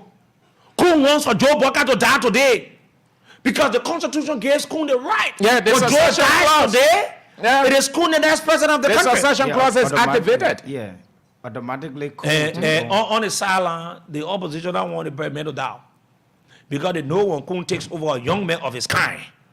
But every Unity Party person right now, their lifeblood, their lifeline is Joseph Yuma Boakai. Thank you. If he's off the scene, they're off. It finished. No, certainly. And so as soon as Kun takes over this country, but we're coming to start bringing Kun things out. We will not leave Kun off the hook. So you see Corporal Crowder doing all the nonsense that Kun supporting them. They're doing it on purpose. Yes. Can you imagine a president will appoint someone, then you go take your stupid hair and go tell the president, say, I don't work with the president. Right there you are dismissed. Oh, yeah. You not reach back to your office. Right there you are dismissed. Any serious administration, Because you know what you're not going back to that ministry. You know what you're telling me? that I don't know what I'm doing as president. Yeah, it's an insult to You the are telling me, Mr. president President, that thing you did is not right. That's how you. that I am the boss and you my servant. Yes. You listen to me. That is it. So Kun now appointing family members, girlfriends, trusted people in lucrative positions. The thing that happened to NASCOP, Kun was the brain behind it. You dismiss her. Yes. In fact, the meeting they held, Kun was the brain behind it. Kun wants to be. Kun has been convinced with himself that he can become the next president of this country. Yeah, Rinchi Joe Parker was a vice president. Confused that he will be the president He of is this a country. president, so he can also be a And president. Kun can do anything to become president of this country. I'm telling you. You see, he sent one of his Peking to LPRC. Oh yeah. Head of operations. Yeah. Yeke is a novice to that place. I'm told the budget. Raw. Listen, Raw. I'm told the budget taking money from importers. Yeah. He even care. Using cash violence. No, they just bringing money. Yeah. The importers, he get to stand down. They are bribing and bringing in substandard commodities in the country. My man, Why are the other man? Yeah, the man raw, green. Listen, I will not call the president. I was sitting down near somebody. Yeke called the president, asking the president how the thing looking, how they want supposed to be, give all the direction, how we supposed to go in the place and understand all the loopholes. You know they play here. We gotta that begin to damn stupid. Yeah, remember. That was time. Yeah. That was time. So they get there. When the guys take on, they got the They perception. raw. Yeah. They raw. They take on, they have the perception. Joa, I hope you can get to see. I hope you can have the opportunity to see a guy. The man is green. GREEN. Green. But He's not morning power. It gives you so much. The man is green. Yeah, but what you expect, Sam? What do you really expect when people will just do a recommendation and the president, this is what we will always say, the president is not on top of his game. Yeah, he got people, he confidants. And one of the things he does, listen, he can decide. He will take telephone and say, okay, look, I can give you this position. I can make you to go to this position. Yeah. Because of his closeness with the vice president. Yeah. So you see, so it undermines the smooth operation of the government. The government people hold of high esteem. This government people know the government, the government of experience. Another document has just landed in my hands from the Ministry of Labor. Ego. God help us here. Liberia needs serious prayer. Yo. Deliverance. Ego. Look at the kind of a thing government ministry. Let me read the other letter first. Let me read the other one. The thing what we did to pull God there. Amen. Okay, let me read the letter. From someone, Darius Women. He said, from Darius K. Women, Deputy Inspector General, Ministry of Labor, Republic of Liberia, EJS, Ministerial Complex, Congo Town. The management, Vinde Building Materials, Johnsonville, Uptown, Turning Point. Reference, citation for conference. The man lead all your bosses. Me say calling it. Say, yo, come to me. Can't have a meeting with me. They make your office. He said, dear management, I'm pleased to present my compliments and hereby cite you for a conference on Monday, April 29, 2024, at the precise hour of 11 a.m. in the offices of the Deputy Inspector General, first floor, Ministry of Labor. This citation is based on the report made by a team of labor inspectors who conducted an on-spot inspection on April 24, 2024 at your entity during working hours. During the on-spot inspection, the inspectors observed that your entity, Vine Building Materials, is in gross violations of the labor practices law of Liberia as aforementioned below. no first quarter 2024 labor statistics was seen.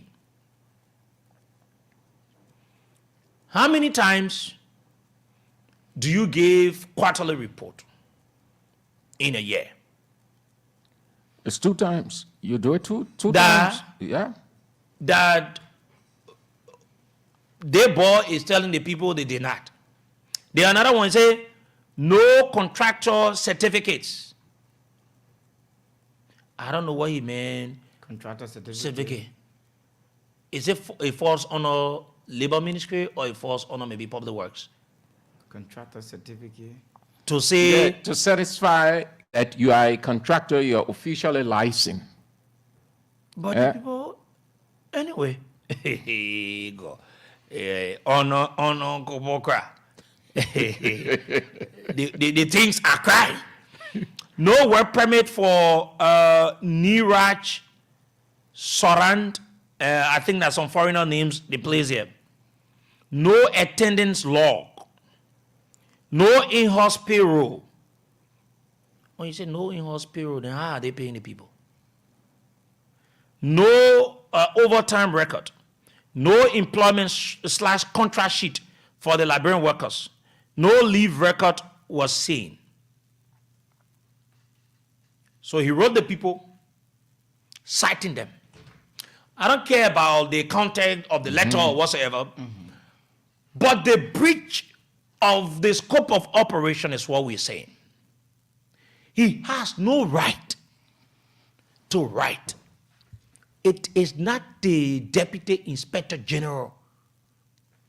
In fact, who gave the man letterhead of the ministry? He's in the ministry. That's his boss, Corporal Kra. Yes. And you work directly with Corporal? Yes. Yeah, So it means that a couple. Yeah. So imagine the number of people that this boy has intimidated. In fact, they have taken labor ministry money and bought car for him. Yes. They have taken labor ministry money and bought car for him. And what I'm sensing here is that when a communication is written to an institution that you have observed violating, portion and violating the act or the constitution, of that ministry, I think there should be some sections to be quoted. And when you are citing the president, give them the section of your guidelines and policies the president has breached. Give quote according to sections, and when they are coming, the labor law, I think they will have to bring copy of the labor book, and when they are coming, they will know exactly that they have breached or violated the labor law or the labor practice of our country. So when a person is being caught in violating the labor law, when you have quoted the section on article, giving the inscription that the person has violated section this, section that states, you should also quote the law that states. And if you state that, and the person will in all aspects will go about understanding that they have violated, they will appear before the labor inspector as is being claimed on the document there. Okay. But let me just say this. You know how they're using the means to intimidate and take money from the people? Let me say thank you to one of our listeners for confidentiality issue. I won't call your name. So this quarterly thing is like it starts, you say January, February, March, 3 months, right? So you say April, May, June, another 3 months. July, August, September, October, November, December. So it goes like 4 different times. Quarterly report, right? So it means that if these people were to be in the wrong, you will say that March ended. And in March, January, February, March. Yeah. So there should be a quarterly report. Yeah. But see the time about where the people we are, say we are in May. no April. Yeah, was in that's April, January, April, February, March. Yeah, So January, they should May. have made the first quarterly report in March. Thank you. Okay. This is So April, and January, this is May. February, March. Before you go to April, April, May, and June. May, June, right? Yeah. But this man is used. Let me be honest to you, my brother. The whole thing that the guys are doing at the Ministry of Labor, particularly this boy, and other ministers, they are just hustling. They think that it is their time. Let me give you another reason why Kopokra think that Celtics will not leave from the place. Celtics, they do something for them, they feed you. Government Get that something. let me, I got a document here. So, received and signed by Mana P.S. Masakwe. Donors, they're calling Celtics donor now. Donors supply to the Ministry of Labor, Celtics, Liberia Incorporated, April 17, 2024. 1, 3 desktop with series numbers. Distribution of the 3 desktops. 1, special assistant to the minister. They get him in 1 PC. They say monitor, CN. Then they put all yeah. They put the printer. But they tell them what a minute is they're supposed to take all the sentence and upload. Number 2, division of procurement. They get them 1 PC. With their specs and everything. Number 3, division of library and documentation. They get them 1 PC. Then they come to distribution of the 2 laptops. Office of the DMA. They get them 1 laptop. Office of the DMP, Deputy Minister for, I think, Manpower or whatever, how you call it, they get them 1 P. So the ministry can't afford those? No, this donation... Is that what they say? No. This donation should have been rejected. How will it be rejected by the ministry? 200,000, they ain't 1 sentence to go. But the donation appears to be controversial. It appears to be, how we want to tell to be a brave. Because the that petty thing they don't play on them. Listen. They say my man Darius women now get officer. That the warehouse, they get clear. And they play for 1 desk and chair there. Look at the unserious and stupidness on the part of Kopokra. Are you forced to give this man that job? Is he the only person? And the donation, the acceptance of the donation is a conflict of interest. You can have an issue with Celtics, then you're receiving gift from Celtics. But who tell you Copa get issue? Copa received 200,000, they get issue. I beg you. I said Copa went to Capital Building or fighting to give money to Clarendon and other people. They're walking up and down. I beg you, yeah. You think Copa get issue? No, that thing not gets tender. He fought for anything. So the integrity of the ministry will be lost. The ministry will. But it has already. So now you see what the ministry does not have integrity. The entire ministry is being divided. Yeah. And what I notice here is like everyone, they are undermining the inspectorate department. The Inspector General of Labor has been heavily undermined. And so the eating area there also good. That inspectorate. You got the assistant ministers. They live in their functions and they carry out inspection as well. You got assistant minister for alien registration also going on a fee. You got Emmanuel K. Barnes, assistant minister for manpower, is also going on a fee. You got Emmanuel Zor, assistant minister for labor standard, is also going on a fee. Oh. Yeah. So the function of the inspector general is just as useless as anything. But the man inspector, he only carrying the title. But everyone of them going on the fee. Everyone. And all of them, they're from Nimbao. The people that are doing it too. They are the ministers from Nimbao. We don't hate the people of Nimba. But this is what the people are showing at the Ministry of Labor. That once you are not from Nimba, you get any position, the president appoint you in any position, it won't be respected. They will undermine it. They will do everything because that place, the people say that place is for Nimba County. And Segu, if we aren't careful, right, the entire government will be tribalized. Yes. Because it is what is happening. Yes. It's gradually taking shape in a number of areas. Already, look at the situation too. Look at this nepotistic act, Vapala. Yeah. You know that all of her children, they are in the government? Yes. All of them, and not only in the government, but in lucrative positions. So let me just add up again to that inspectorate role, right? The Inspector General has independent authority within the department to initiate and conduct audits, investigations, and to issue administrative subpoenas to individuals or entities outside the federal government in order to obtain full access to documents and record. So if you will say the Inspector General should work at the word and pleasure, and telling us say the Inspector General here should have an independent authority. Independent authority, that means your workings or your scope of operation at the ministry there is quite different from how people tend it to be, that they are the here you are to make a direct report to them. No, you are an independent authority. That means people take direct instruction from you as well, because you are the Inspector General. So you're there to inspect everything that goes on. But in the case of the Ministry of Labor, it's quite different. It is quite different. They have turned it different. You see, they have just make everything different. So just that means, imagining how the labor, they are subjecting people to work at their own will instead of the will and the terms and reference of the job description. So they I'm just wondering how the Inspector General is feeling. Yeah, but they are subjecting people to themselves. He's off completely. Yeah. And I don't think he will be out.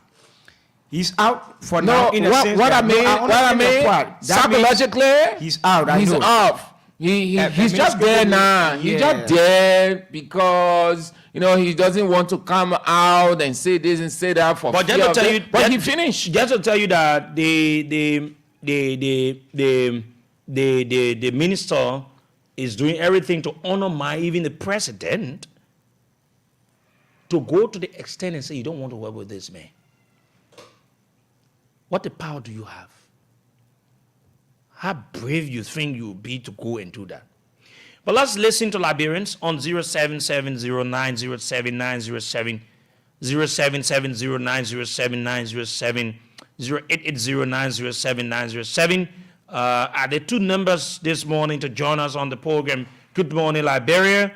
We're talking about the Ministry of Labor and the bad things that Copocrat continues to carry out at the Ministry of Labor, undermining even the very president that appointed him. Morning. Good morning. Good morning. Good morning. Oh, your line is bad. Let's take another person. Good morning. Good morning. Good morning. Good morning. Good morning. Your name and where you join us from? I'm a friend GP guy for Congo Southeast Island. Let's hear you. Yeah, I enjoy the show because right now the name according to all the complaint is a D53, which is a big 3. Because I hope that one day the big 4 will will join you to be a big 4 on this day to really propound as we really get music that clear this morning. But the point simple is that paper over there is just that man is just a problem for that labor ministry. Super car is a problem. Even the number that you give up, according to the number that you read on He responded. He responded. Radio. He responded. According, I the corporate car you put yourself together. Where that thing is that so I probably can share my number in your hand. That the phone went off. Thank you. So that's my point. Thank you. Good morning. Good morning. Yeah, good morning, Sekou. Good morning to your co-host. Your name and where you call from? My name is Hussein Kew, and I join you from around District 2 in Jakarta. I listen to you and your critique. But let me say this, there are people who have worked tirelessly to build up their character and integrity. And I think one of those is Cooper Craft at the Ministry of Labor. But here's the issue. Good morning. Good morning, my brother. And let me say good morning to Mr. Andrew. Your name where you join us from? This is David King, Pro Defender. I joined you from my residence this morning. It is quite unfortunate when criminals are in government and people like you were set to discuss the ills in our society and try to right the wrong. And you have some stooges coming to disrupt the entire discourse. I just want to commend you guys for that. This thing is a serious issue. It's about our country. the way the people run this country. No responsible government will run a government the way the people are running the government of our country. In fact, we have become the laughing stock in West Africa and other parts of Africa right now, because the United Party government is not a serious government. The government is so irresponsible. They go running family government. How can you look at a corporate crime who has all of the criminal record surrounding him? You know, he was prevented from going to the Ministry of Justice because of a criminal act. Taking client money and eating there, they prevented him from going there.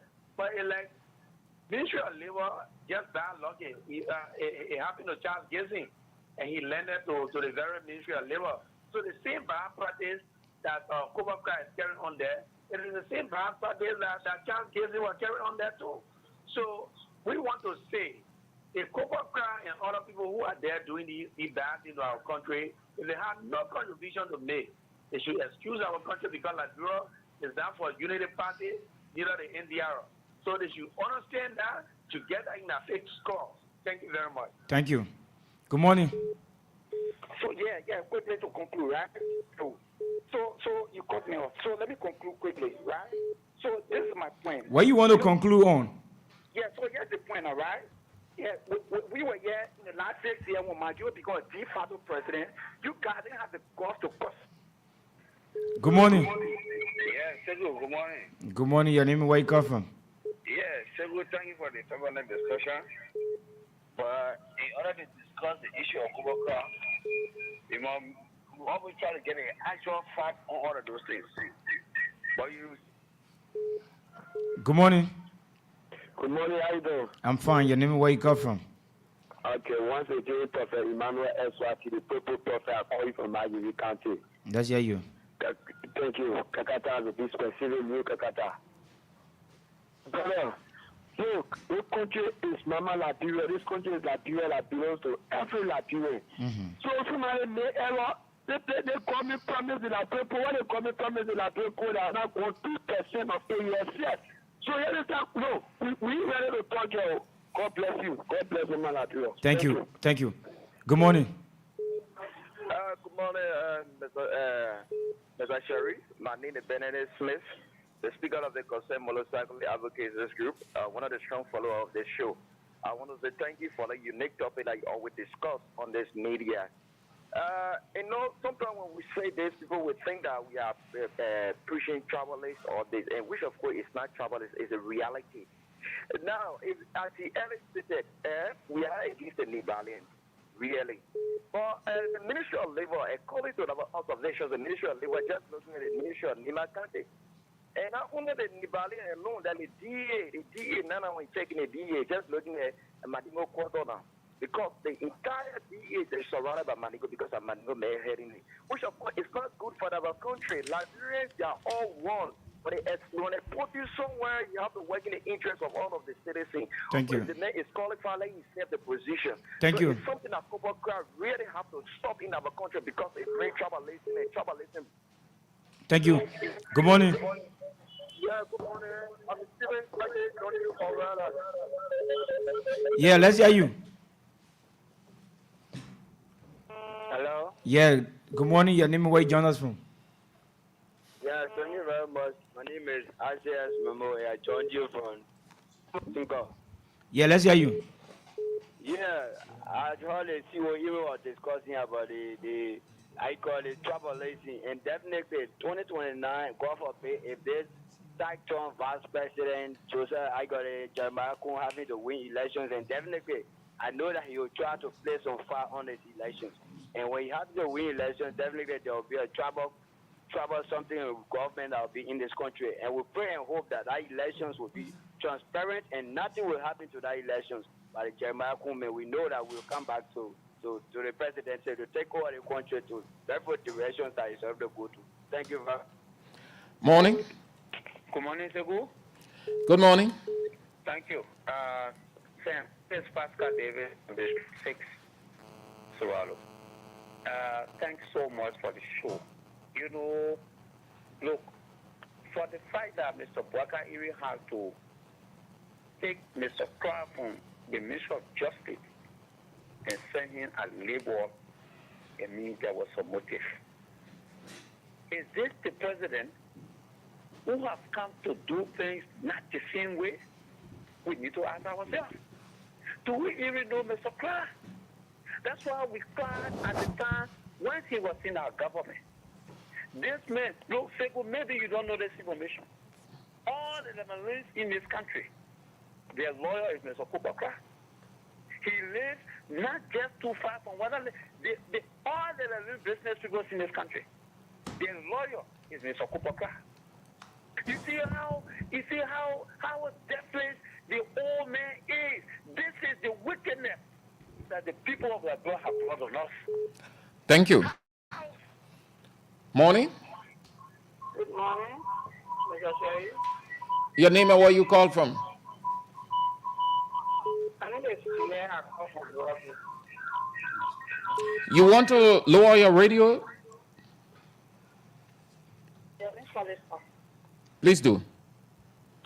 My name is Jeanette Stein. I call from Brooklyn. Why are you forcing people or if they want to give, if they want to give that something you call them? You want to state exactly what you called to say, then. You have to cut people or your But you. Your network will never be the spoon network. Because spoon can allow people to express themselves, but you want people to express themselves, then cut them off. Is that how you on your show? So you're not expressing yourself? People. But so what are you doing now? You're expressing yourself now? You're expressing yourself. No, they're not expressing themselves. You're cutting two persons off. Yeah, but it is not your right to stay long on the line. When you call, you state your point. It is not for you to stay long on the line. When I cut you off, it means that you have made your point. That's how it is in radio. Hello? Yeah, so Andrews, right? So you see what the lady is saying, right? I think you provided a space for us to have disagreement. And this is scary. So if we have disagreement and you cut off all, then meaning you are not giving us the space to interact. Now, it is true sometimes you have your editorial policies. If you allow us to disagree, then the show becomes balanced. But when we try to disagree... No, get it straight. Radio is not like personal houses. Radio, you have thousands of people listening. When you call, you go straight to the point. It is not for you to stay long on the line, say what you want to say, how you want to say, you go to bed, you wake up, you take bath, you eat, then you should still be talking. If you want to do that, you set up a radio station or you're forced to call to that identical radio station. Telecommunication is you go straight to the point. You go straight to the point, Chief. That's not how it is. It doesn't work that way. Even if you went in America or you went any part of the world, you go straight to the line. This morning I was listening to BBC when they were talking about the mudslide in South Africa. They had a lady on, she was explaining. And when the guy realized that she made a point, the guy told her, he said, okay, thank you, we're out of time. Thank you. And he cut her off. You think communication in Liberia or radio station, you should just talk. You're learning it. You put money in your phone. You're devoting time. Go straight to the point. It's not if you want long intellectualization, then you go to the Hatay Center. Then you talk. Or you want to talk long, then you pay the money. You say that from where you are, then we'll hook you up. When you say we have Edwin Drow on the line from Douala. And Edwin Drow will be speaking on this and that. Drow pay money. So he's talking for the longest he can talk. But when you participating, you have to respect the rights of other people. You can't infringe on the right. You should be on the line and say what you want to say, whichever way you want to say it the longest. It doesn't work that way yet at radio. Okay, time is of the essence. We've got our guests in. They are from the Mano Plantation. John P. Collet, he's the chairman of the protest, the spokesman, and Dakina Forbel Walker. Dakina Forbel. General Games, okay, time is of the essence. We're not going to waste it. You got other things to do. So let's start with you, the spokesperson of the aggrieved workers of the plantation, Mr. Collet. What actually happened? Okay, we want to say thank you to the Voice voice of Liberia family, and we came from the Mano Oil Palm Plantation to come and express some grievances that we had for the past 4 years now.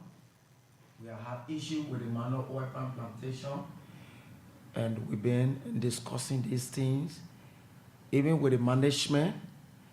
But we thought those things that have been going on, it was liquor. But to our utmost surprise, we realized that those things were not liquor, it was illegal. What are those things? Mano taking over the plantation, it was a fake. Mano illegally took over the plantation, and the document that brought Mano to this plantation. Which plantation Mano took over from? Sam Darby plantation. Oh, Sam Darby. Yeah, that was Sam Darby earlier. But Sam Darby is a very big company, and you're saying another company came and took over from them illegally. What thing in there do you think you can reconcile? Giving us the understanding that Sam Darby, that everyone knows to be a very big company, and giving their company or their farm to another company or person, and you're taking that they inherited illegally. How could that be substantial enough? Thank you for that. The document that brought them, I think the concession is in Liberia, and if anything is going within the concession, the government of Liberia should be signatory to any document concerning anything about the concession. Mm-hmm. But the document that we had, which is the sales and purchase agreement of that the document, mm-hmm. The government of Liberia have no say. No government official have a signature to that document. It was just a gentleman agreement between Mano general manager and Hazard Arab Fadel in the UK, United Kingdom. That document was created in the United Kingdom and was signed in the United Kingdom by 2 individuals. And the government of Liberia, they don't have a say on that document. And that identical document came back to Liberia, affects us as a citizen and as a workers of that plantation. Let's accept that the work currently at the company is affecting Liberians. But quote unquote, the document we're talking about, according to you, was being signed by the head of Sam Darby, right? Yeah. And all of the head of Mano company, right? Yeah. Okay, now the understanding here should be Sam Darby earlier had an agreement with the Liberian government. Sure. Giving them the legitimate status to operate in Liberia, mm-hmm. and having them selling their company to another company is just to notify the Liberian government that this company is taking on as of so date, and they will go about handling the affairs of the company, and the Liberian government should be in the know that Sam Darby is no longer handling the affairs of the company, but rather the Mono company. So now, if this happens, you are here telling us that it was illegally done, and then you telling us the head of Mono company and the head of Sam Darby went into an agreement and signed a document. So what is the illegal things that were being done there? The concession agreement that Sam Darby signed with the Liberian government. Mm-hmm. What is this? The concession agreement, if you see it at the back of the concession agreement, you see Liberian government signature is there. You see that clear. Mm-hmm. If you see, can I share this document with you? Yeah. Check at the back of that. You said the concession agreement. That means every company will have a concession agreement before operating into the country. Good. So now, that means the head of the 2 companies went to an agreement. It backdates that the same concession agreement Sam Darby have with the government. It is the same concession agreement that Mono company will have to operate with. This is where we had the problem now. Within the Sam Darby concession agreement, Article 24 says, if Sam Darby is leaving the country, every unmovable item become the property of the Liberian government. Why will you be turning a property that now belongs to the Liberian government to another person that government or Liberia do not have a say into it? Okay, now then the next thing is that why will you be giving a document, making a document that far from our constitution, Because our constitution, anything that is not in line with our constitution is not involved. You made a document in England that this document is only governed by the English law, not the law of Liberia. If you go on in our document in the sale and purchase agreement, page 20.1, article 20.1, it is there. The governing law, read it, you will know that this law, this identical document, it is being covered by the English law, not the law of Liberia. It's the English law. What do you mean? The law of England. The law of England. This law, this document is telling us. So, are you telling us that there was separate document that was being brought by the mono company, different from Sendabi? Yes, Sendabi have a concession agreement that is signed with the government. That I know. And when Sendabi was living in a plantation, and they made this document in the UK. Within the document, Sendabi said, "Do not terminate my concession agreement." And Mano have violated that. Within the sales and purchase agreement, Sendabi placed there, "Do not terminate my concession agreement."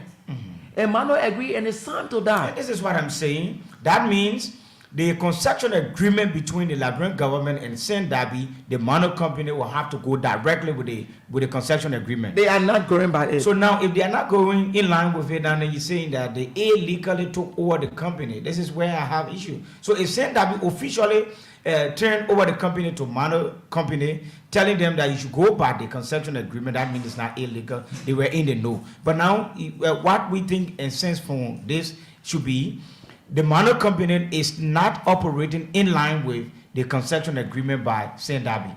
I think that should be our focus point. It was illegal. Such huge investment, the government of Liberia should be signatory to that document. So the document says the concession agreement Sendabi signed say if they are leaving Liberia, every property become the owner of the Liberian government, become the owner of that property. When they are leaving? Or unmovable. So what agreement did they make now, the Mono and the Sendabi? Did they sell the company to Mono, or did Mono come to take over as direct owner, or they are in partnership? According to the document, it says sales and purchase agreement. I mean, they sold the company to Mono. And you understand? And they made an agreement in the UK. This agreement forget where they made the agreement. They made an agreement. Document can be crafted anywhere, but the fact is that it should go in the sole purpose of the interests of the people who are residing in a particular area. Good. Well, that's where we have the problem. This document that they made, Mano have refused to live up to that document. Mano have violated every step of the document. So, would you mind explaining, before we go to the brother, explain few things that Mono has gone against? That prompted you as a citizen and the workers as well, right? Oh, yes. Okay, that have come forward to explain to the Liberian people. Firstly, when Mano took over, the document says Mano should not terminate the concession agreement. Mano did. The document said... The concession agreement with the Liberian government? Yes, do not terminate it. Yes. Mano have done that. He have violated that portion. The document says do not return anybody until after 12 months. Mano violated a portion. Mano took over? Mano took over? Mano took over 2020 January. 2020 July, Mano had their first redundancy. The document says terms and conditions remain the same. Mano violated that. Mano never respected anything that is signed to. When Mano took over, less than 2 months, Mano reduced our salary to nothing.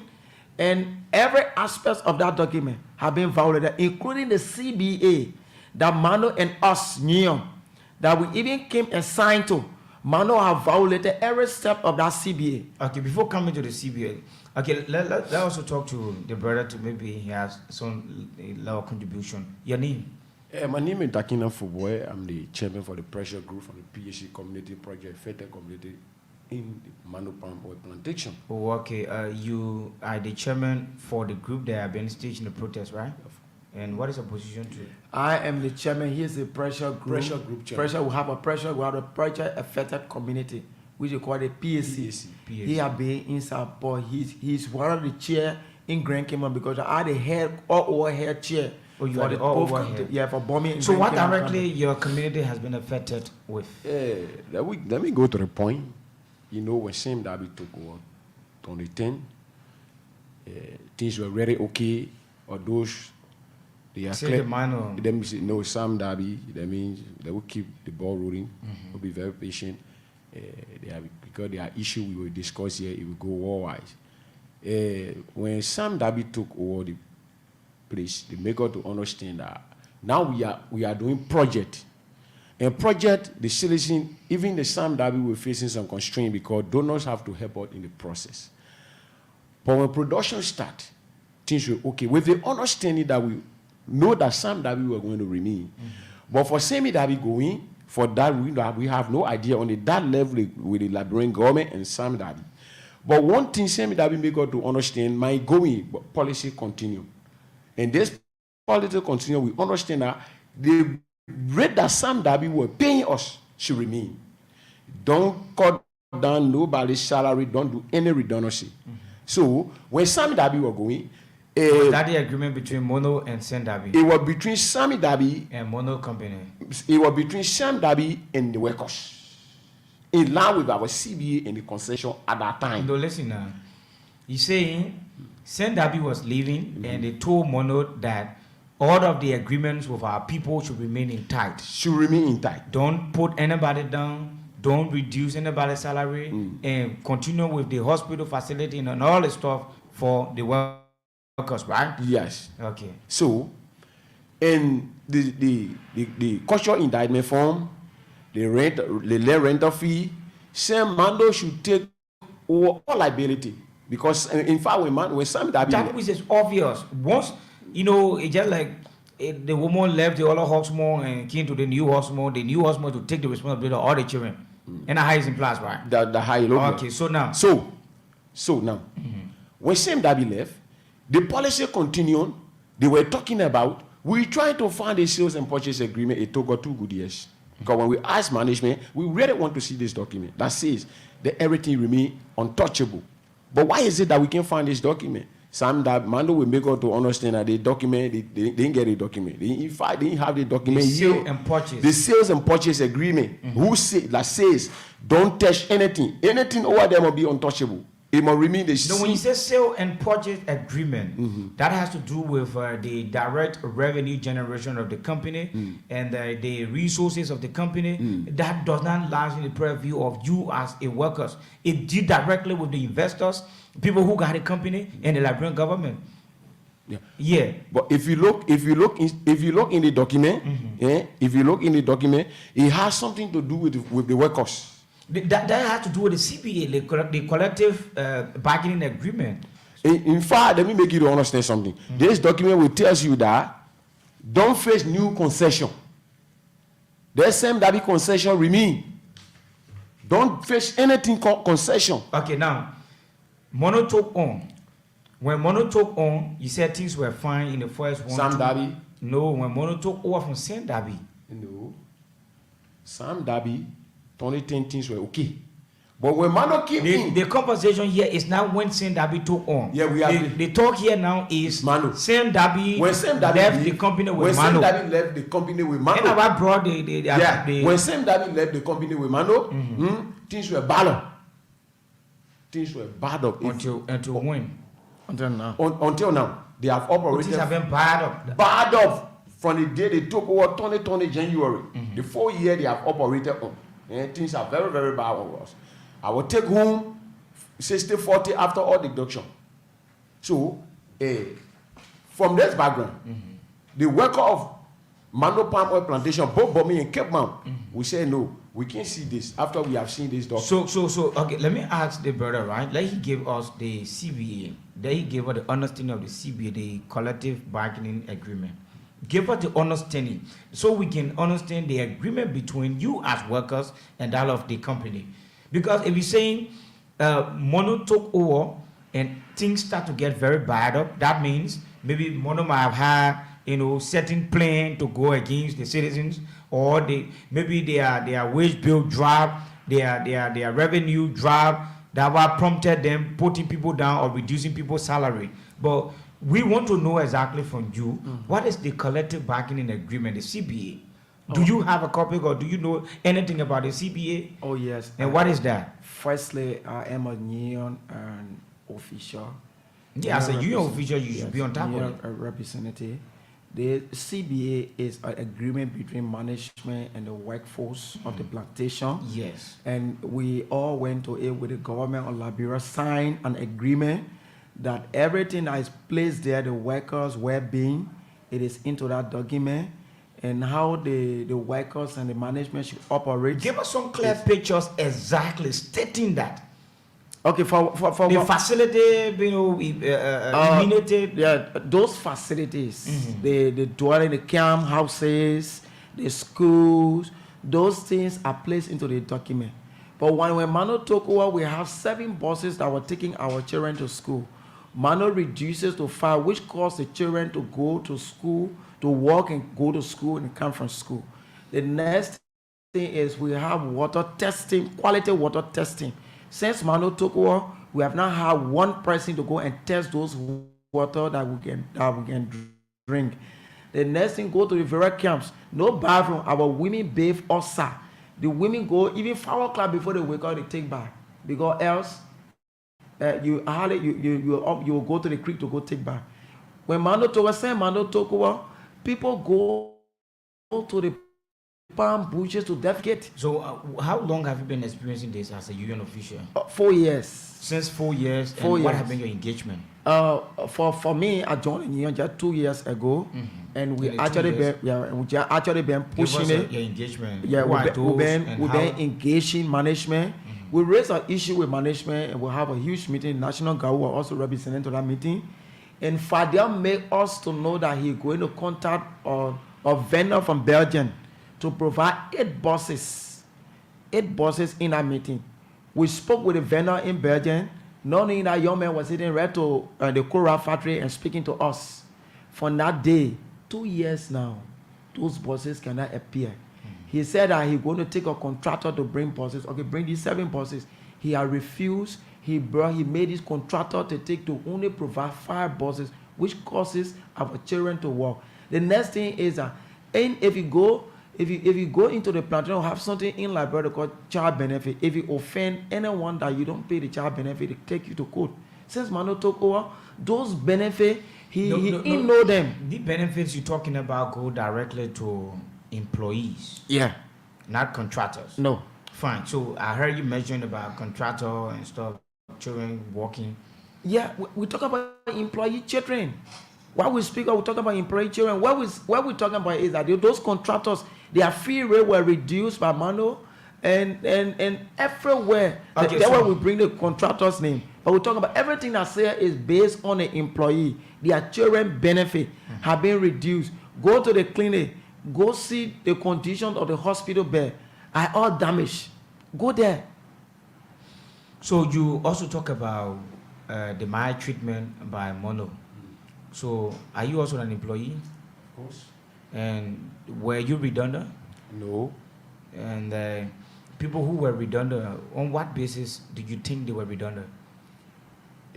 According to Sam Darby. Speak to the mic. Come to the mic close here. Okay. According to Sam Darby, when Sam Darby said, Mando, don't redundant, don't cut down salary. In 12 months, meaning 1 year, in 3 months' time, Sammy Darby started to redundant. Mando started to redundant. So when we carry on our investigation, it was nothing such a crime. Therefore, somebody still, they just want to do it because they feel like doing it. No, but redundancy, not sacking. Redundancy states that based on our revenue generated, the things we're getting, our product are coming out. Our product, the product we're getting, and the money we're getting from our product, not much to maintain all of the workers. We have gone, are coming out. That means the company is facing financial problem or crisis. So they want to maintain certain workers that the day things improve, you will be the priority soon as they start to employ. That's what they talk about redundant. When it comes to financial constraint, I don't think Mando are facing any such. You don't think? Let me provide some information. When Sam Darby was here, Sam Darby was selling ton of oil 500. When Mando took over, oil had become a high cake on the world market to the extent that Mando have now selling oil ton 1,005. So we don't discuss financial constraint when it comes to Mando. So for this reason, we said no, Mando can't be treating all like this. We have seen the proceeds coming outside, the production going, the proceeds coming, and we've seen the value of the oil on the market. Why some that more redundant with a kind of small number of employees? Why some that more do so?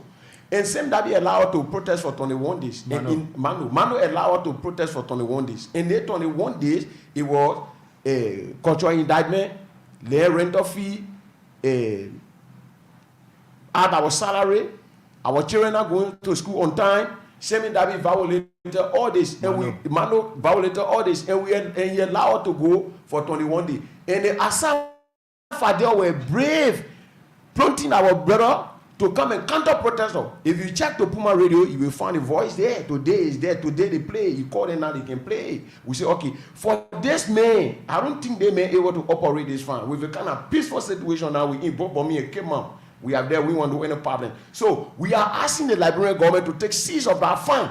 Why investigation going on? This is our point. You've been talking about protests, and in every protest there should be a particular thing on your mind, and afterward there should be a particular person to address the situation to.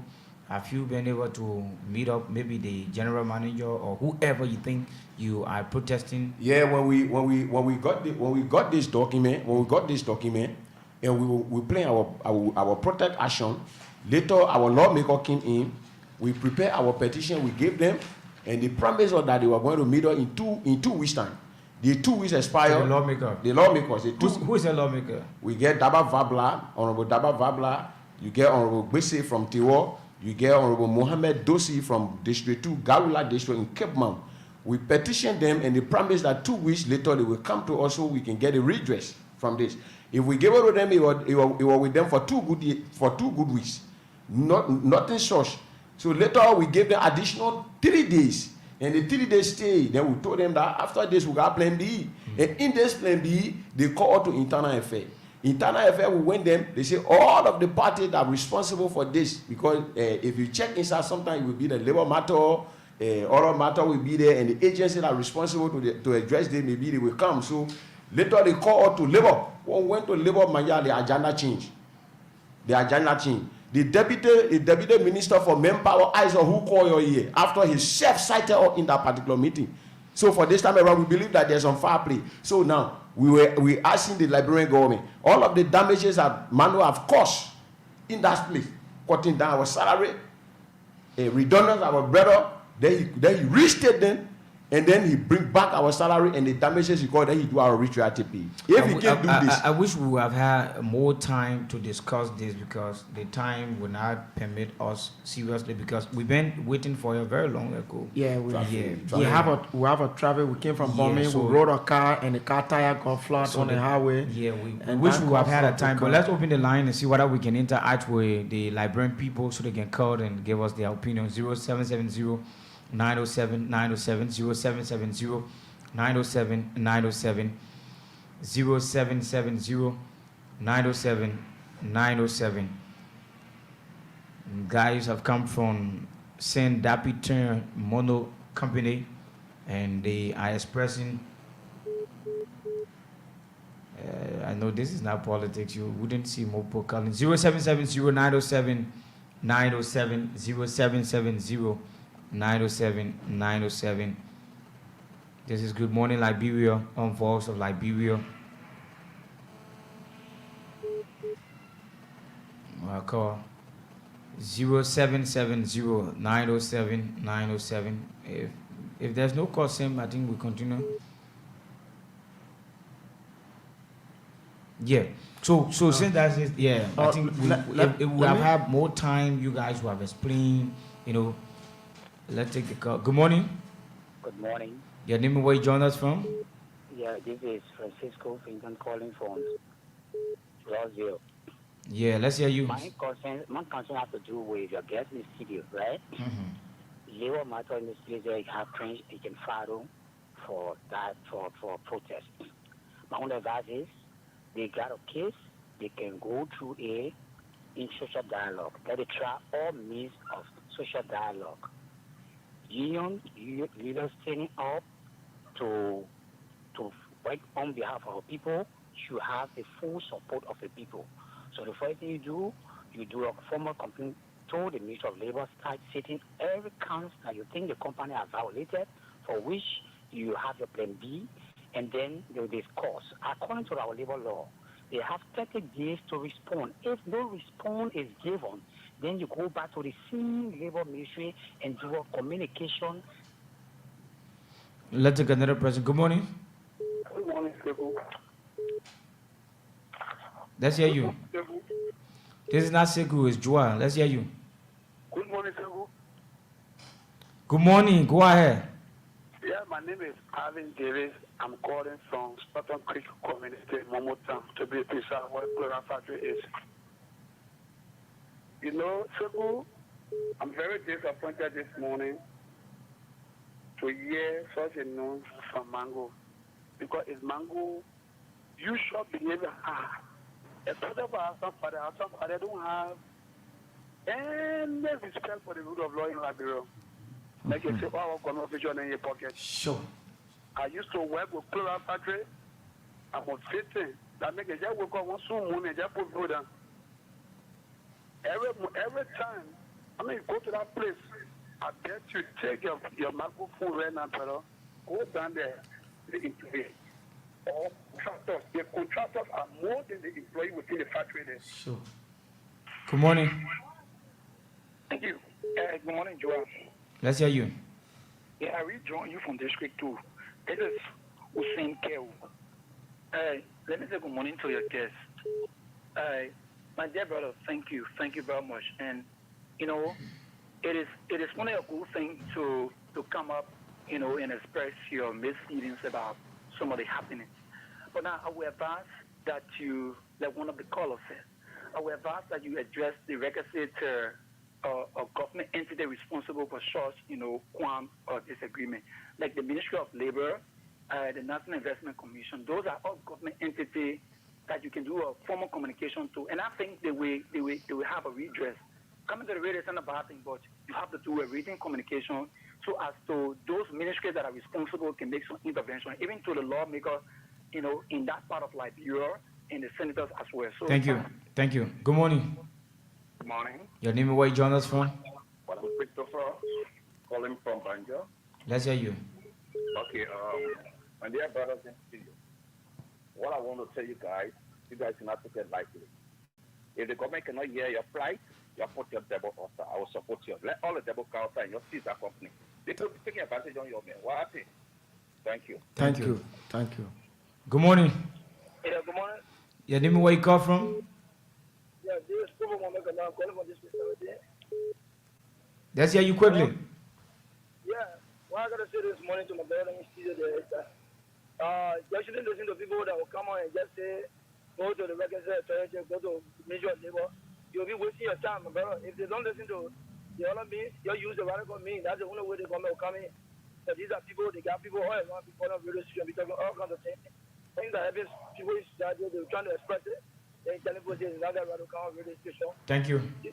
Thank you. Thank you. That's all the call when we're going to take due to time. We just wrap it up. You know, your name, parting statement, stuff. Okay, my name is John P. Kule, like what the many callers have said. We have done it. We have our first petition statement rating, which we presented it to the government of Liberia. We have you guys will have come on time and that petition will have been read. Yes. Yeah. But another day, but we have done everything we can do. We have gone to the labor ministry, we have gone to the internal affairs ministry, but we are encouraging our people to remain kind. We are saying that the government of Liberia should take siege of that plantation while investigation is ongoing. Father has hurt us for so long. If they don't do that, trust me, we will not stop protesting. We will protest.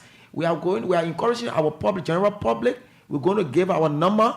And if you have any contribution on this number, you can help us on our number 0880-767971. And the mobile name is John P. Kule. We are asking for support. Has a father don't have respect for people. In fact, if he carry to court, if you win the case against father and the court say pay the people, father can refuse. He say he will not do it. Thank you. And do that. So we want to say thank you to the Voice of Liberia family. Thank you. Okay, I will say thank you to the Voice of Liberia family to allow us in their studio peacefully, and we are very patient discussing our issue. But we're asking all Liberians, more especially Bob Bomi, Cape Magbapolo, because there where we find ourselves. We need to keep our peace and then put Fadel foot in the fire to do the right thing according to Liberian law. And we will also tell Asa Fadel, if Fadel can live by the concession agreement attached with the CDA, Fadel must leave that place. And for now, our sales and purchase agreement that we just got, and we have discussing from ministry to ministry, we have asking our Liberian people, our Liberian government, which are responsible for this issue. We have gone to labor, we have gone to internal affairs, all of the ministry we have visited, even we have gone to national government. Stay, our plight can be met.